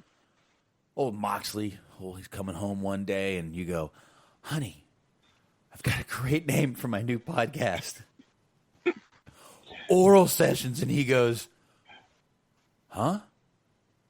What? She goes, yeah. And he goes, great. Can you get me some Jack Daniels? I was going to say, yeah, he just smiles and nods and then grabs a beer. And he's probably like, yep, cream pie combos. Love it, honey. I'm going to go get something to drink. There you go. And he's just sitting there thinking, the boys are going to make fun of me so bad for this one. Well, yeah, because you know eventually somebody's going to be like, yep, having an oral session with your wife today. Oh, fucking blowies. Did you think it was about blowies? No. My podcast was about sucking dick. I sure as hell don't now. Now that you said blowy, it ruined it for me. Way to be an adult, Renee. Oh, my God. That, all right, so there you go. If you want to listen to that in a few weeks, she will be, I am so glad I found that link and we played that. I can't wait to see the first episode listening numbers and then the second. Oh, because it's going to drop so hard. Oh, my God. My eyes are watering. Oh, I might have to call the show Blowie Ray. I think that's a good one, Blowie Ray. Oh, shit. All right, I think we need to move on from that because I can't even. I just can't even. All right, we already talked about Blowie Ray. I can't stop now. But here you have it. Oh fuck, man! Oh my God! Cunnilingus Corner with May Young. Did you think this was about ass eating? No, this was not about rim jobs. This is about a show where we do stuff with our butt, and we don't call it. This isn't a rim job show. Why would you think that? Oh, God. Oh, anyway. Jesus Christ, that's like calling it fucking Round Smile Corner. What do you think it's going to be? It's got to be like a rib, right? Like the actual podcast has been named something more appropriate. I don't think it is. I don't think it is. Teabag Talk with Renee Young. Oh, anyway. Speaking of good stuff happening to women, Alexa Bliss did get engaged. We did talk about that Wednesday a little bit. We obviously were congratulative of her, but one guy mainly not so much. Guy's name is Robert Montgomery. He puts it out on Twitter. I'm going to go ahead and put his name out there. Robert starts off with literally the next post right after Alexa Bliss puts this out. You know, the whole 1 year ago we said hello. Tonight I said yes. Okay. Ryan is a liar and always will be. You can't trust him at all. I'm much better for you than he ever will be. Okay, there's one. Ready? Mm-hmm. I'm not done. It continues. Hold on here. I want to make sure I got these in the right order. Okay. Same person. I don't trust Ryan because of the lies he has told you. But I'm happy for you, honestly. I love you, but not as a fan. But I love you more than that. And I will always be honest with you. And if it doesn't work out for you and Ryan, I will be here waiting for you. Inside the basement of terror. This guy is so going to get himself laid. I mean, this guy. Oh, he's going to get himself laid. It's just not in the way that he anticipated. No. Once he goes to jail for stalking, he'll be quite popular. Yeah, I hope she's looking into restraining orders. This dude then puts up pictures of two women who look like they're basically from Tinder. And he is married to both of them and still married to both of them. Isn't that redundant? I think it is. I'm just trying to protect you because I love you more than anything. You think I'm done, don't you? Oh, there's more, of course, right? Oh, you were hoping I was done. Well, yes. I was hoping this wouldn't have started because you wouldn't have said any of these kind of things. Yes. So now he started tagging Alexa and her little new fiance, Ryan Cabrera. Baby Ryan. My God, this sounds like a real winner here. Baby Ryan doesn't love you. He just wants to use you, and he has been lying to you about everything. He is married twice and still married to both of those women. He will leave just like that, and he is already seeing someone else, baby, as well as being married twice and still married. He's a real detective. Okay. And then, here's the creepy part. Okay, here it is. This says 10 hours. This next tweet was 21 hours later after the first one. So literally, this dude waited 11 more hours. Had himself a nap. Had himself a nap, probably broke some stuff, did some stuff. Right away back to it. Alexa Bliss. I think about you all the time. You will be my girlfriend. Another hour after that. And then the next day, he tweets Ryan, stay away from my girlfriend, Lexi. We're together. Back off. Actually, W-E-R-E. That should have been an apostrophe there, but I'm not even going to comment on that right now. Okay. These are the fans I worry about. These are the fans that scare me. These are the fans that give fans like us a bad name. These are the fans that Sasha Banks is scared of in airports, and I get it. I don't blame her. I would be too. This is scary, dude. And I know people are like, well, I don't even know why you had to read this and give this guy credit. I'm not trying to give this guy credit. I'm trying to say these are the fans that we all need to fucking keep an eye on and watch out for and talk off of fucking cliffs or up on a cliff, whatever you want to do. But this is some scary shit, dude. These are the guys that end up outside your fucking house. Sacha Baron Corbin says neckbeards. All right, a little Tommy reference there. Fucking neckbeards. Fucking neckbeards. I miss Tommy. Tommy, come back. Tommy, come back. Tommy, can you hear me? Anyway, yeah, this is some scary shit, dude. I mean, and by the way, the fact that you let it sit and fucking just flow in your head for 11 hours and then just start doing the same thing like nothing happened is pretty fucking scary. That's not good behavior. I hope. I mean, I don't know, man. I just hope one day. I mean, Paige just had a guy break into her house. Luckily, her boyfriend was there to take care of that. Mm-hmm. I hope old Ryan Cabrera is a fucking gun owner. Something. Yeah, I mean, it's funny to, like, hear it and read it if you work on the assumption that that's all it is. But unfortunately, there are people out there who take that shit to the next level. That, like you said, do end up getting physical in the real world sense of things. And I mean that's fucking terrifying, dude. I mean, look what just happened with. Fucking Sonya Deville and Mandy, and that guy almost got a hell of a 2-for-1 deal there because he didn't know Mandy was there. Right. And I'm not saying that to be lighthearted or anything. I'm just saying he almost got them both, which that was probably his goal in the long run, and he really got a good deal out of that. But it's just creepy the fact that there's people that. I mean, I get tweets. Tweets are fine. Oh, you're beautiful, blah, blah, blah. That's one thing. But imaginary girlfriend shit is something else. That's a guy that's going to show up on your fucking doorstep one day and, I thought we were together with, his eyes bugged out and a fucking,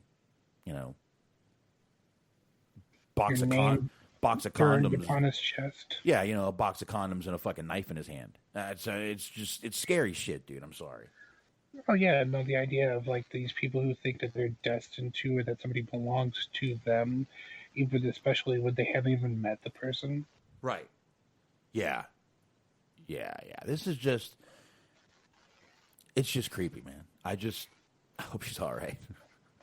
Oh yeah, me too. Yeah. Meanwhile, I've got a Celtic sword I'm thinking about selling. Posted a picture of it in the chat in the Facebook, facebook.com/dirtsheetdudes. Check that out. I did post that Celtic sword. Didn't realize it was in such rough shape. I need to clean that motherfucker. I've got some honing fluid out in the garage. I'll get it worked out. Nice. We've only got a few more things to get into here. Real quick, Smark, and I forgot to actually send you this one, so you're going to be hearing this kind of firsthand here. Dave Meltzer says Triple H is thinking of starting a second NXT show. Being reported that Triple H has begun budgeting for a second weekly show for NXT to give the talent more ring time, considering NXT house shows have been canceled for the rest of the year. I don't know about you, and listen, this could be a complete fabrication. Dave Meltzer doesn't always know what he's talking about, but why, when you can only win one out of every 9 weeks, why in the ratings, why would you want to do this to yourself? Right. What night are you going to put this on? Let's see. You got Monday, can't do it Monday. Tuesday, that's right after Raw, right before your other show. You going to do it Thursday? Really? You going to do it Thursday? That's the only night you're going to do? Because you can't do it Friday. Really? You got one night, dude. I cannot. First of all, I am not adding another fucking show to this right now. Right. First of all, not happening. I'm actually thinking about trimming it down to one again.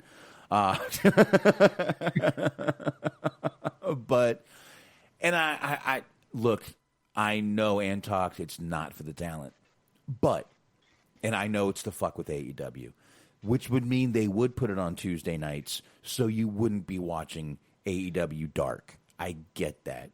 But you know what? A YouTube show isn't a bad idea. For Yeah, not necessarily. No, it's not. A show just on YouTube and on your network only. YouTube and your network. That would not be a bad idea. You put it on your network a couple days after, obviously. Or you put it on the free one. Fuck it. There's a free version of that now. Put it on the free version of the network. Right. Okay. Oh, Antox is saying NBA is on Tuesday and Thursday. So where do you put it? Where do you put this show? Tell you what, Triple H, stick it up your fucking ass. How's that? Sundays at 3 p.m. Oh, my God. You know what? If you put an NXT on show on Saturday at 6:05 p.m. Eastern Time, I'll watch that motherfucker. Otherwise, really, dude, I don't want another fucking weekly show. I don't want to have to fucking do it. I don't think anybody needs another weekly show. We've got fucking WWE. With the MLW, I believe, just came back. It did. There you go. We've got Impact. We've got fucking NXT. Come on, man. Come on.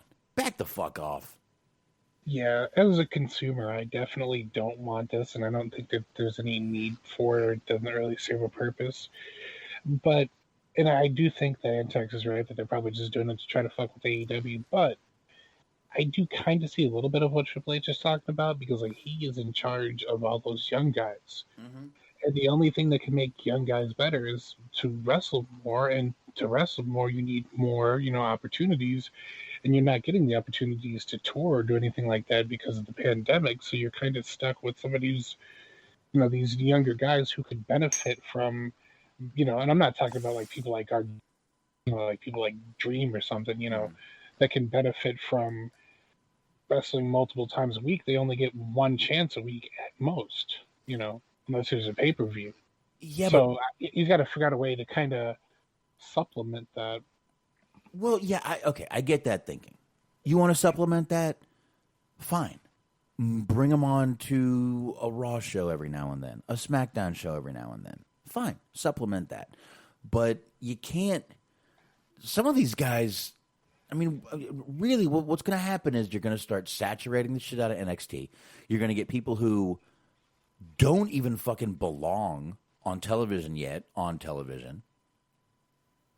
And then they're going to well, guy doesn't belong on television. Well, that's your fault for putting him on television. I don't see this going well, and I don't want to fucking see it. I'm done. I'm good. One NXT show is fine for me. You want to do one on your network, a special show for those guys? Great. Do that. Whatever you want to call it. Triple H's NXT on the network. Call it that. I like the title. You like it? It's precise. You do? It's very precise, very detailed. There you go. How about if Triple H's show on the network for $9.99? Hyphen. Oh. Just start adding hyphens and colons and apostrophes. Ooh, yeah, that's a good idea too. That's a good idea. But you didn't know your ass better brawl somebody. Ooh, look at you. Look at me, yeah. Shit. All right. Well, all right. I'm.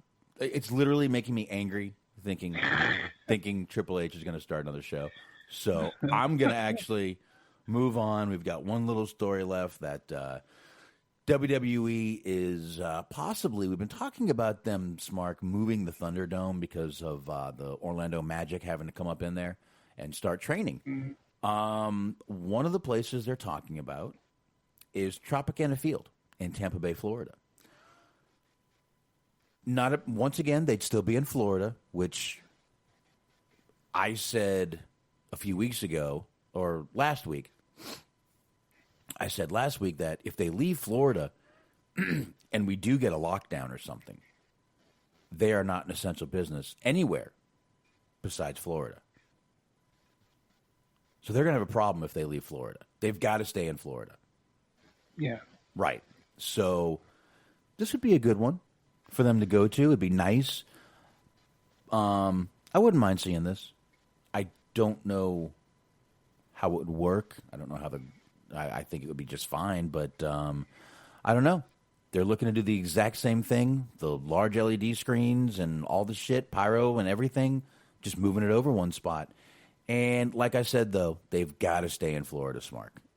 There was rumors of them going to a couple other states, but Florida's the only state. They're not going to pay another state $20 million to let them be an essential business. I'm not saying that's what they did, Smark, but we know the optics on that looked horrible. You remember that whole conversation? Indeed. Yes. So... And even that, though, if that's what ends up happening, that's not a permanent solution, because you only have, say you do that in December, baseball season starts up again in April, rather, so you got 4 months. Wow. So, all right. Well, theoretically, baseball season, that's when it's supposed to start. Right. We'll see if there's like labor discussions or something like that, but that's when it's scheduled every year, is early April, the beginning of April. Yeah. So looks like they have a limited time here too. I mean, they've been here for 4 months. we've been doing this little ThunderDome thing for 4 months now. So I guess they could go somewhere. Maybe they only sign 4 to 4 month contracts at a time. I don't know. But they do need to move somewhere. And again, just in case, I'm not saying lockdowns aren't going to happen. I know Biden is backing off on that, saying absolutely there will be no economic lockdowns. But if it did happen, if cases continue to spike, Smark, of COVID, there could be another lockdown. And you know what? Let's face it. You could have a lockdown just in Florida. But right now they're essential, so they'd be able to continue. They move to Georgia or Tennessee or somewhere else like that, they're not going to be able to continue. So we'll have to see what happens with this. Meanwhile, I think them staying in Florida, going to Tampa, nice little. I mean, Orlando to Tampa is what, about 3.5 hours, depending on which way you go. You got 2 ways to go. You can shoot down 95 and go across, or you can shoot straight across I-10. I-10 is the worst fucking road, man. Oh my god, it's just trees, cops, trees, cops, trees, cops, trees. That's I-10 for you right there in Florida. But yeah, like I said, man, them going anywhere besides Florida is just a mistake. So, all right, I don't have much more on that. Now, Smark, I'm going to give us another little 3-minute break here.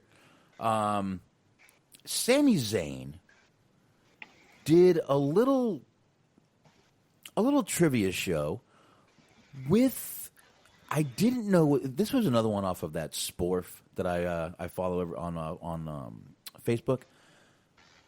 I'm not 100% sure how to pronounce the show, but it's spelled WAL3OOHA.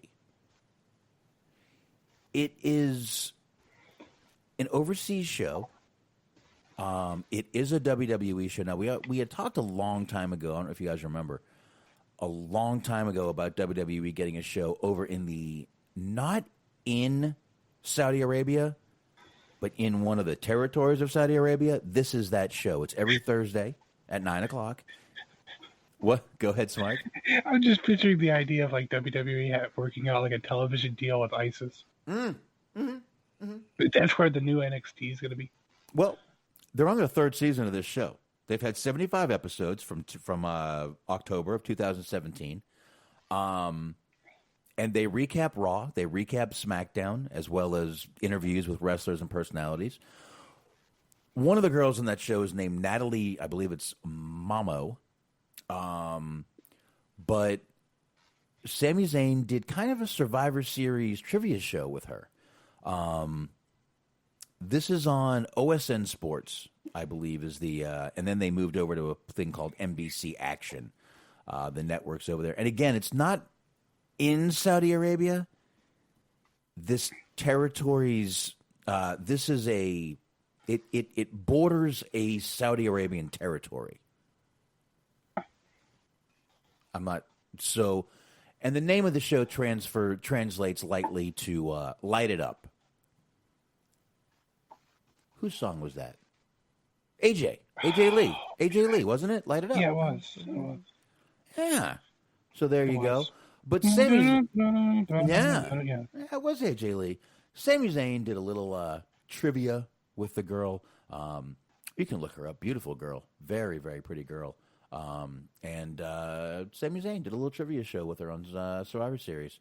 Here we go. Let's go ahead and play it. I figured it would give us a little break. Here we go.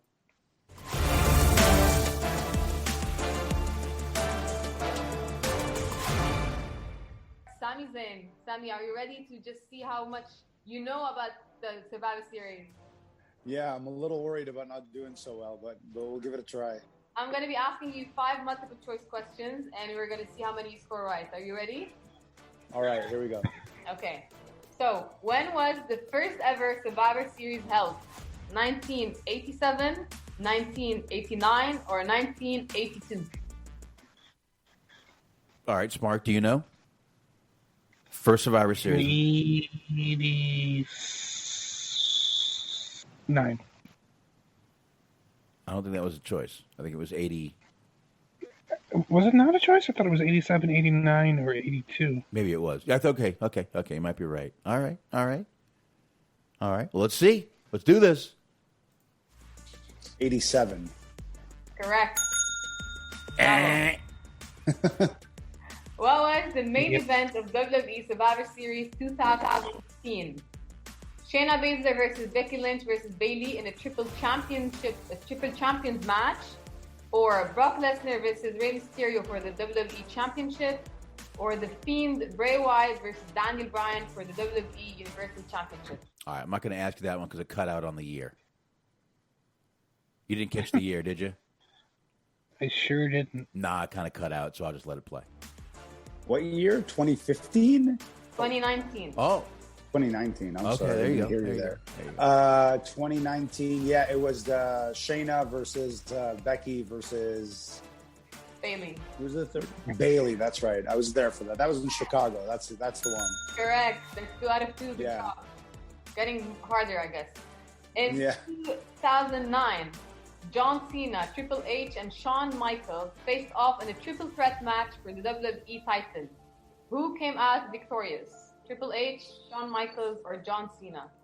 Smart. Who was it? Seriously, dude. Listen. Wait a minute. Listen to the. I know if you listen to those 3 names, you're like, wow. But remember what year it was. Think of the year. 2009, I think she said, right? Mm-hmm. 2009. Who do you think won that match? Triple H, Shawn Michaels, or John Cena? I'll go Cena. Yeah, you know Cena won that match. You know Cena did. That year? Oh, yeah. Oh, yeah.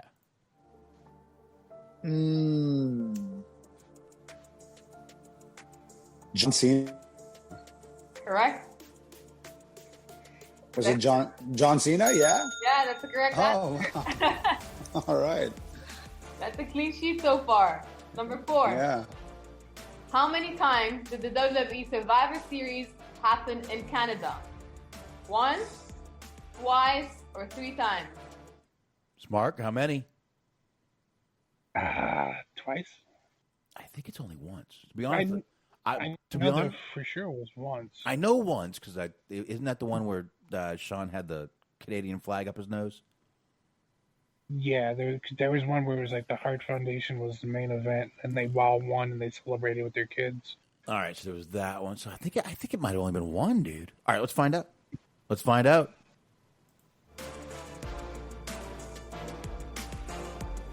I think just once. No, wrong. That's Twice? It happened twice. Oh, Smark, you were right. Yay! Smark nails it. That's the last one. All right. Okay. So you got 3 out of 4. Last question. Which of the following WWE superstars did not make their debut at Survivor Series? The Undertaker, Kurt Angle, or Edge? Ooh, which one did not make their debut at Survivor Series? Undertaker, Kurt Angle, or Edge? I'm going to go Edge. You can go Kurt. You're going Kurt? You might be right. Let's see. Edge. Correct. Yeah. All right. 4 out of 5. Not bad. Not bad. 5. That's not bad at all. Yeah. That was Sami Zayn with the Survivor Series trivia. Thank you for watching. All right. I thought we could have some fun with that. We did. We did. There you go. I got that last one. Indeed. There you go. So there you go. Once again, Sami Zayn doing a little thing. But I also thought it was, I also wanted to bring it up because I didn't know they had a show over there. I remember once we talked about this, that they were going to, but I don't know. I didn't know they actually did it or had a show over there. But yeah, this is, again, it's not in Saudi Arabia. So they're not getting that, but they're still, trust me, they're still getting that sweet, sweet oil money. It's a sovereign state in Western Asia.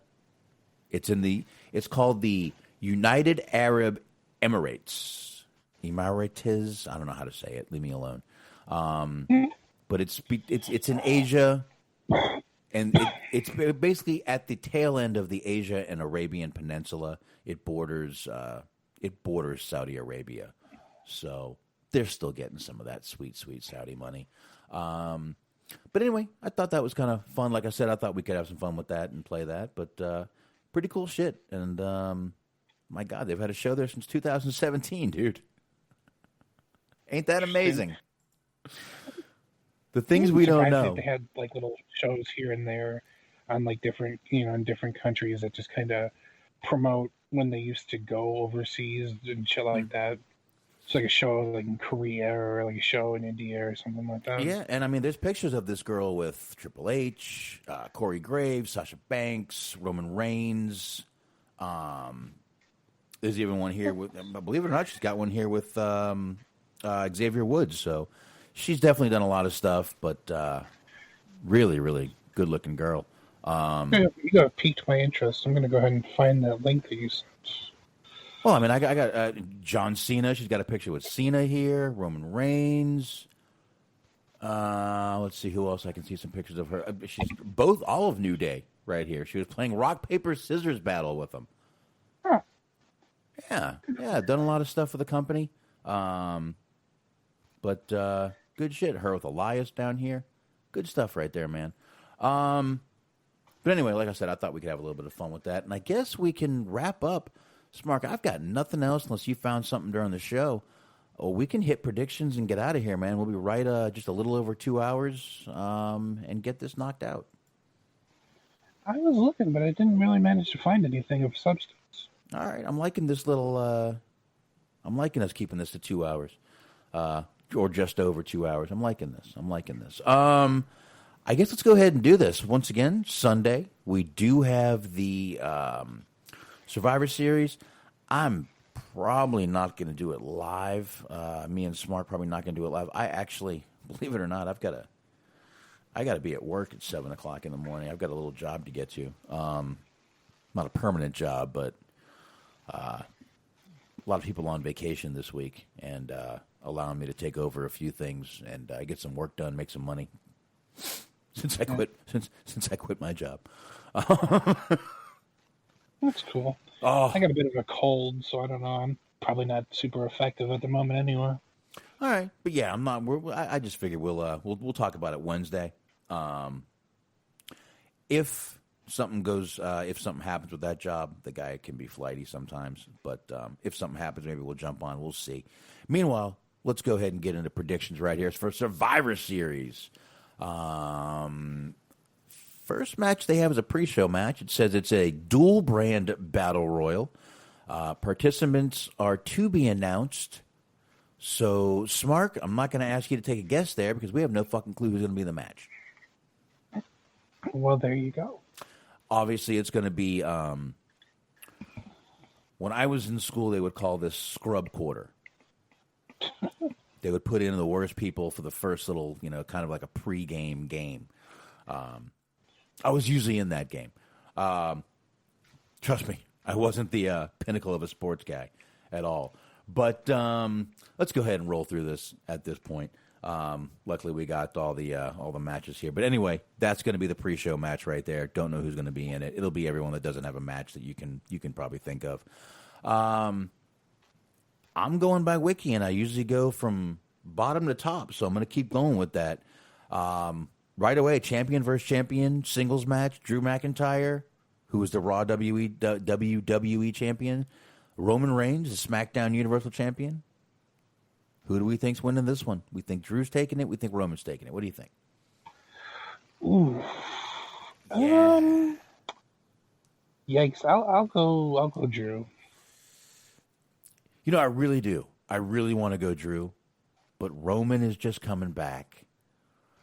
The only way I could see Drew winning, is if Jay comes down, tries to get involved, and fucks up the match, and that even more puts dissension between the two. Yeah, I can see something like that. I mean, it seems like Roman would be the obvious choice, but after the promo that he cut on SmackDown, if you have him just hammer it home that he's like the secondary champion, and then he goes out there and loses too, you feel like you just make him look like a total bitch, which wouldn't be unlike them, but who knows? No, very true. So you know what? I'll go with Drew with some fuckery happening, and I think Jay will get involved one way or the other. Maybe even Jimmy comes down and loses it for Roman. Yeah. That's a possibility, too. Pour myself a little more water here since I need more. Don't want to be dehydrated. Got to keep hydrated for the show. All right, so there we go. We both got Drew on that one. We've got the champion versus champion in singles match again. We're going with the women's match. It's Asuka, the Raw Women's Champion. Sasha, SmackDown Women's Champion. Smart, what you got? I'll go Sasha. You know, I was going to go Sasha, too, on this one. I think Asuka's been champion a long time. This won't hurt her. It's not like Sasha's... I mean, are these for the actual... Are they unifying any titles here? Are they doing anything here? Or? No. All right, so it's just champion versus champion, not for title. Okay. Yeah, it says singles match. Doesn't say for it. I'll go Sasha here, too. I think Asuka could lose and not suffer from it. Right, exactly. That's my logic behind that as well. Oh, glad I got that water. All right, so once again, we agree. New Day. This is another champion versus champion match. Is this Clash of Champions or fucking Survivor Series? It's the best of the best. That's tag. Yeah. Once again, best of the best. 1 and 2, great movies. Hey, Billy Bear was in the second one. Billy Bear, you know who I'm talking about? From 48 Hours. I was just saying, I'll agree, but I hope you don't quiz me on it. No, I won't. He was in the Schwarzenegger movie too. Predator. He was in Predator too. Oh, okay. His name was Billy again. I think his real name is actually Billy. The champion versus champion tag team match. New Day versus the Street Profits. Let me tell you what. You know who wins in this one? The fans are going to win because this is going to be a fucking great match. I really expect it to be. Me too. I really expect this to be a good match. And I see the New Day taking the win in this one, just the way the feud's been going back and forth with the two. Biggie possibly getting involved, but I don't think so. I think the New Day take this on their own. Yeah, I don't know if it's needed more, but I feel like New Day will win it anyway. All right. Wow, this is great. We're agreeing on every match. That's fine, though. Whatever, man. Not like it's not like we planned it. Champion versus champion singles match. Once again, we got a lot of champion matches here. Lashley, who is Raw U.S. champion, versus Sami Zayn, SmackDown's IC champion. You know, I've almost said there could be fuckery in every match, but I'm going to go with Lashley in this one. I'm just going to go with Lashley. Just the odds are not with Sami with all of the Hurt business. I'll go Lashley. I'm going to go Lashley, too. I just feel like more than anything, just all the kind of shit that Sammy's been talking, I feel like it's going to be the sort of satisfying conclusion to see him just take it on the chin. Sasha Baron Corbin just said Lindsay, and I don't think he meant it as a slip. Lashley does sound like Lindsay when he talks. I don't know who Lindsay is, but you're right. Okay. And you know, I could see Sami Zayn trying to bring someone down to help him. Maybe even a debut of someone new. But I don't think it's going to work. I think just the numbers game is going to get to Sami on this one. Lashley takes this one. Mm-hmm. All right, the two main event matches. We've got the women's match. Let's start with that, the Survivor Series elimination match. We did round out the SmackDown team tonight. We know Team Raw is Nia, Shayna, Lana, spelled backwards, anal, Lacey Evans and Peyton Royce versus Team SmackDown, which tonight we found out was Bianca Belair, Ruby Riott, Liv Morgan, Jesus Christ, I don't have the other two members, Natalya and Bayley. So that is the team right there. I got to tell you, Smark, the way this shit's been going, I really see Lana doing something sneaky and winning. I see Team Raw pulling this match out and Lana being the winner. I see Lana pinning either Ruby or Liv. Yeah. That seems like the most likely place to go with that. Keep going. You sound. But you know what? Just for fun, since we've already been agreeing on everything, I'll go Team SmackDown. Oh, you don't have to do that, man. You don't have to. All right, then I'm going back to Team. Yeah, you don't have to. You don't have to take one for the team, man. I mean, Jesus Christ, man. If that's what you think, you think. I can't help it. Listen, man. Sometimes the way they fucking book this shit is predictable, and there's nothing we can do about that. But it's actually easier this way. We'll know if we're wrong. Oh, there we go. Sasha Baron Corbin says Lana causes Nia to get eliminated, which causes a TLC match. Possible. I do see Lana doing something sneaky, maybe hanging out on the apron until the end of the match like she did in the Battle Royal. But I see Lana pulling this out, and I believe it's going to be Ruby or Liv that takes the pin. I kind of think that's why they're in there, which is awful because I think Ruby's a very talented woman. But we'll get into that another day. Let's see. We've got the last one, the Men's Survivor Series elimination match, 5-on-5. Team Raw, AJ Styles, Keith Lee, Sheamus, Braun Strowman, and Matt Riddle. Oh, I'm sorry. Just Riddle. Sorry. I apologize. I apologize for going all Mark. Against Team SmackDown, Kevin Owens, Jey Uso, King Corbin. Oh, my God. I called him King Corbin. Oh, I feel horrible for myself. Seth Rollins. And we found out Otis tonight. I cannot believe Wiki has not updated this yet. Let me hit refresh. Oh, they did. Otis. Okay. Forgot about that refresh button there. Wow. This one, I see SmackDown winning. I see so much turmoil between the Team Raw team that SmackDown ends up winning. I see Rollins making the pin on Riddle.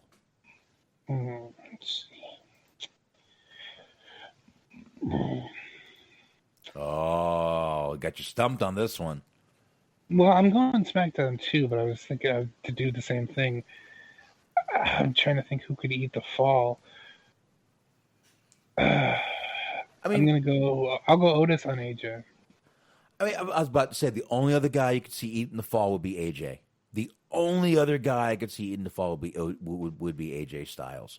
You see Otis putting AJ down, really? I would like to believe that they're going to do something to try to redeem him. I feel like a lot of the match is going to be built on like Jay trying to like overcompensate, and that's going to end up costing him. And then same with AJ in the end. Yeah, see, I was going to say, believe it or not, Jay pinning AJ was my secondary pick. Jey Uso pinning AJ, it was my secondary there, which could cause Jay and AJ to have a little thing in the future. I don't know. But I'm going to go with my first pick there, which was Team SmackDown. And again, Rollins pinning Riddle. That's what I said, right? Yeah. Mm-hmm. Yep. I'm sticking with that.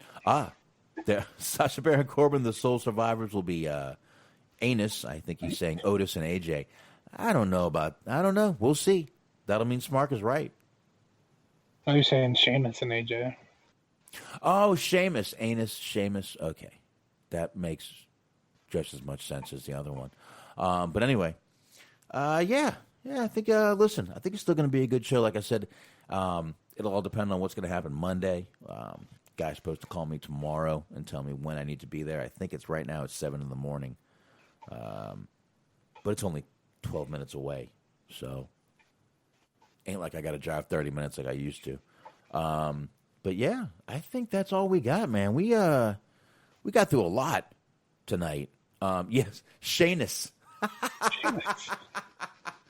Sheamus. Sasha Baron Corbin's he's the Pundertaker tonight.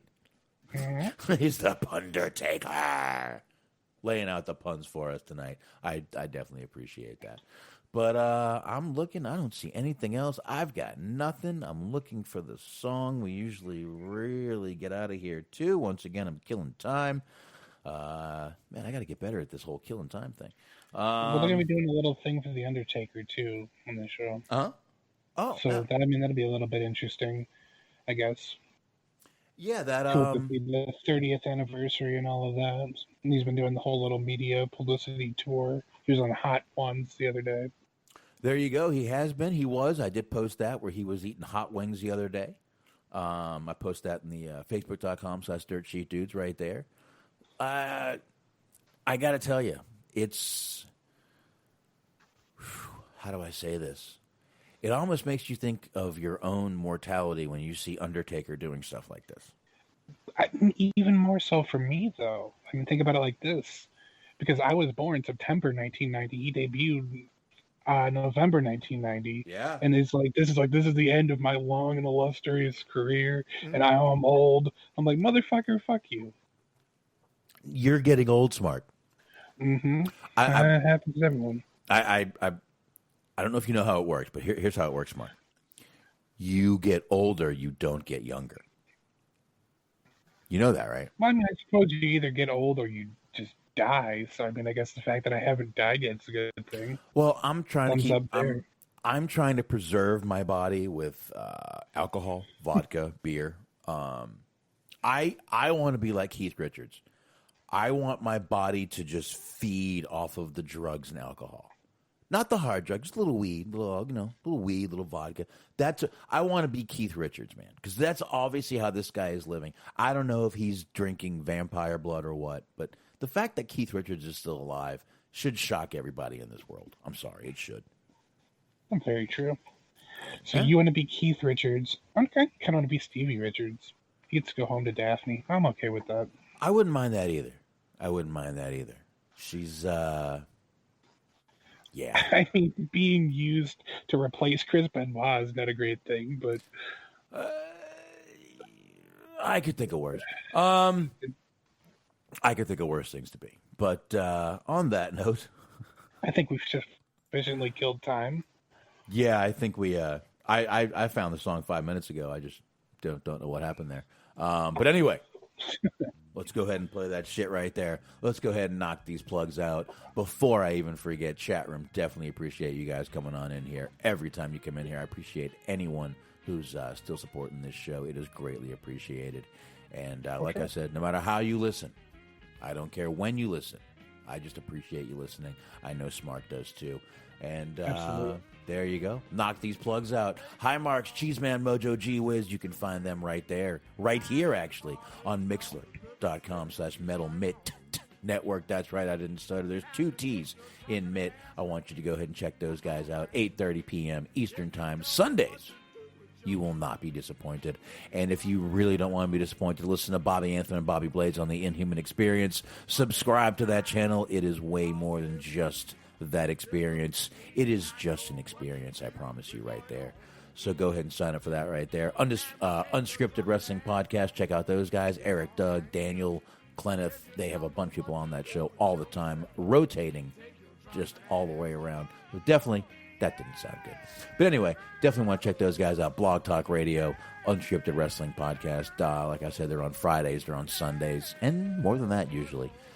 Stephen Milan. Really appreciate you sharing the show. Find him over there reviewing movies on Letterboxd, BOXD.com/Stephen Milan. Double up those L's when you're spelling Milan. He's almost at 8,000 films reviewed. So definitely go check him out. Look for films. If you don't see it, get a hold of him. There's a way to right there. And definitely check that out. Subscribe, rate, and review. You can review us on iTunes, whatever that is, Apple Podcasts. Jesus Christ, I'm old school. What do you want me to do?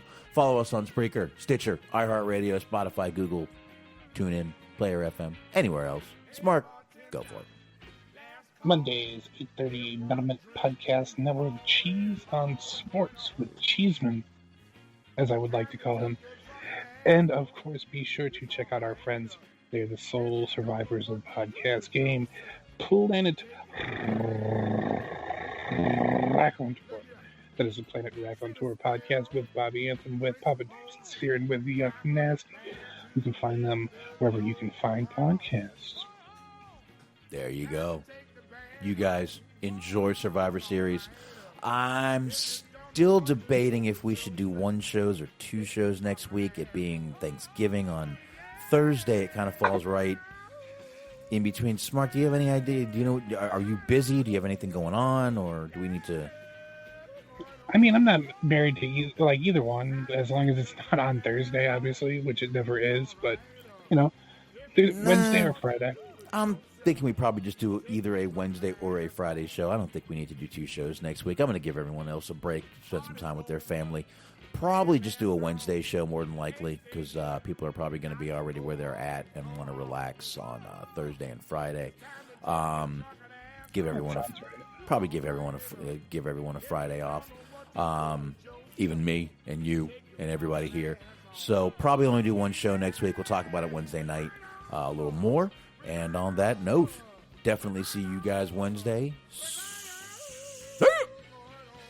Adios. It's all right. If you don't know what to do with yourself, take your drunken ass on.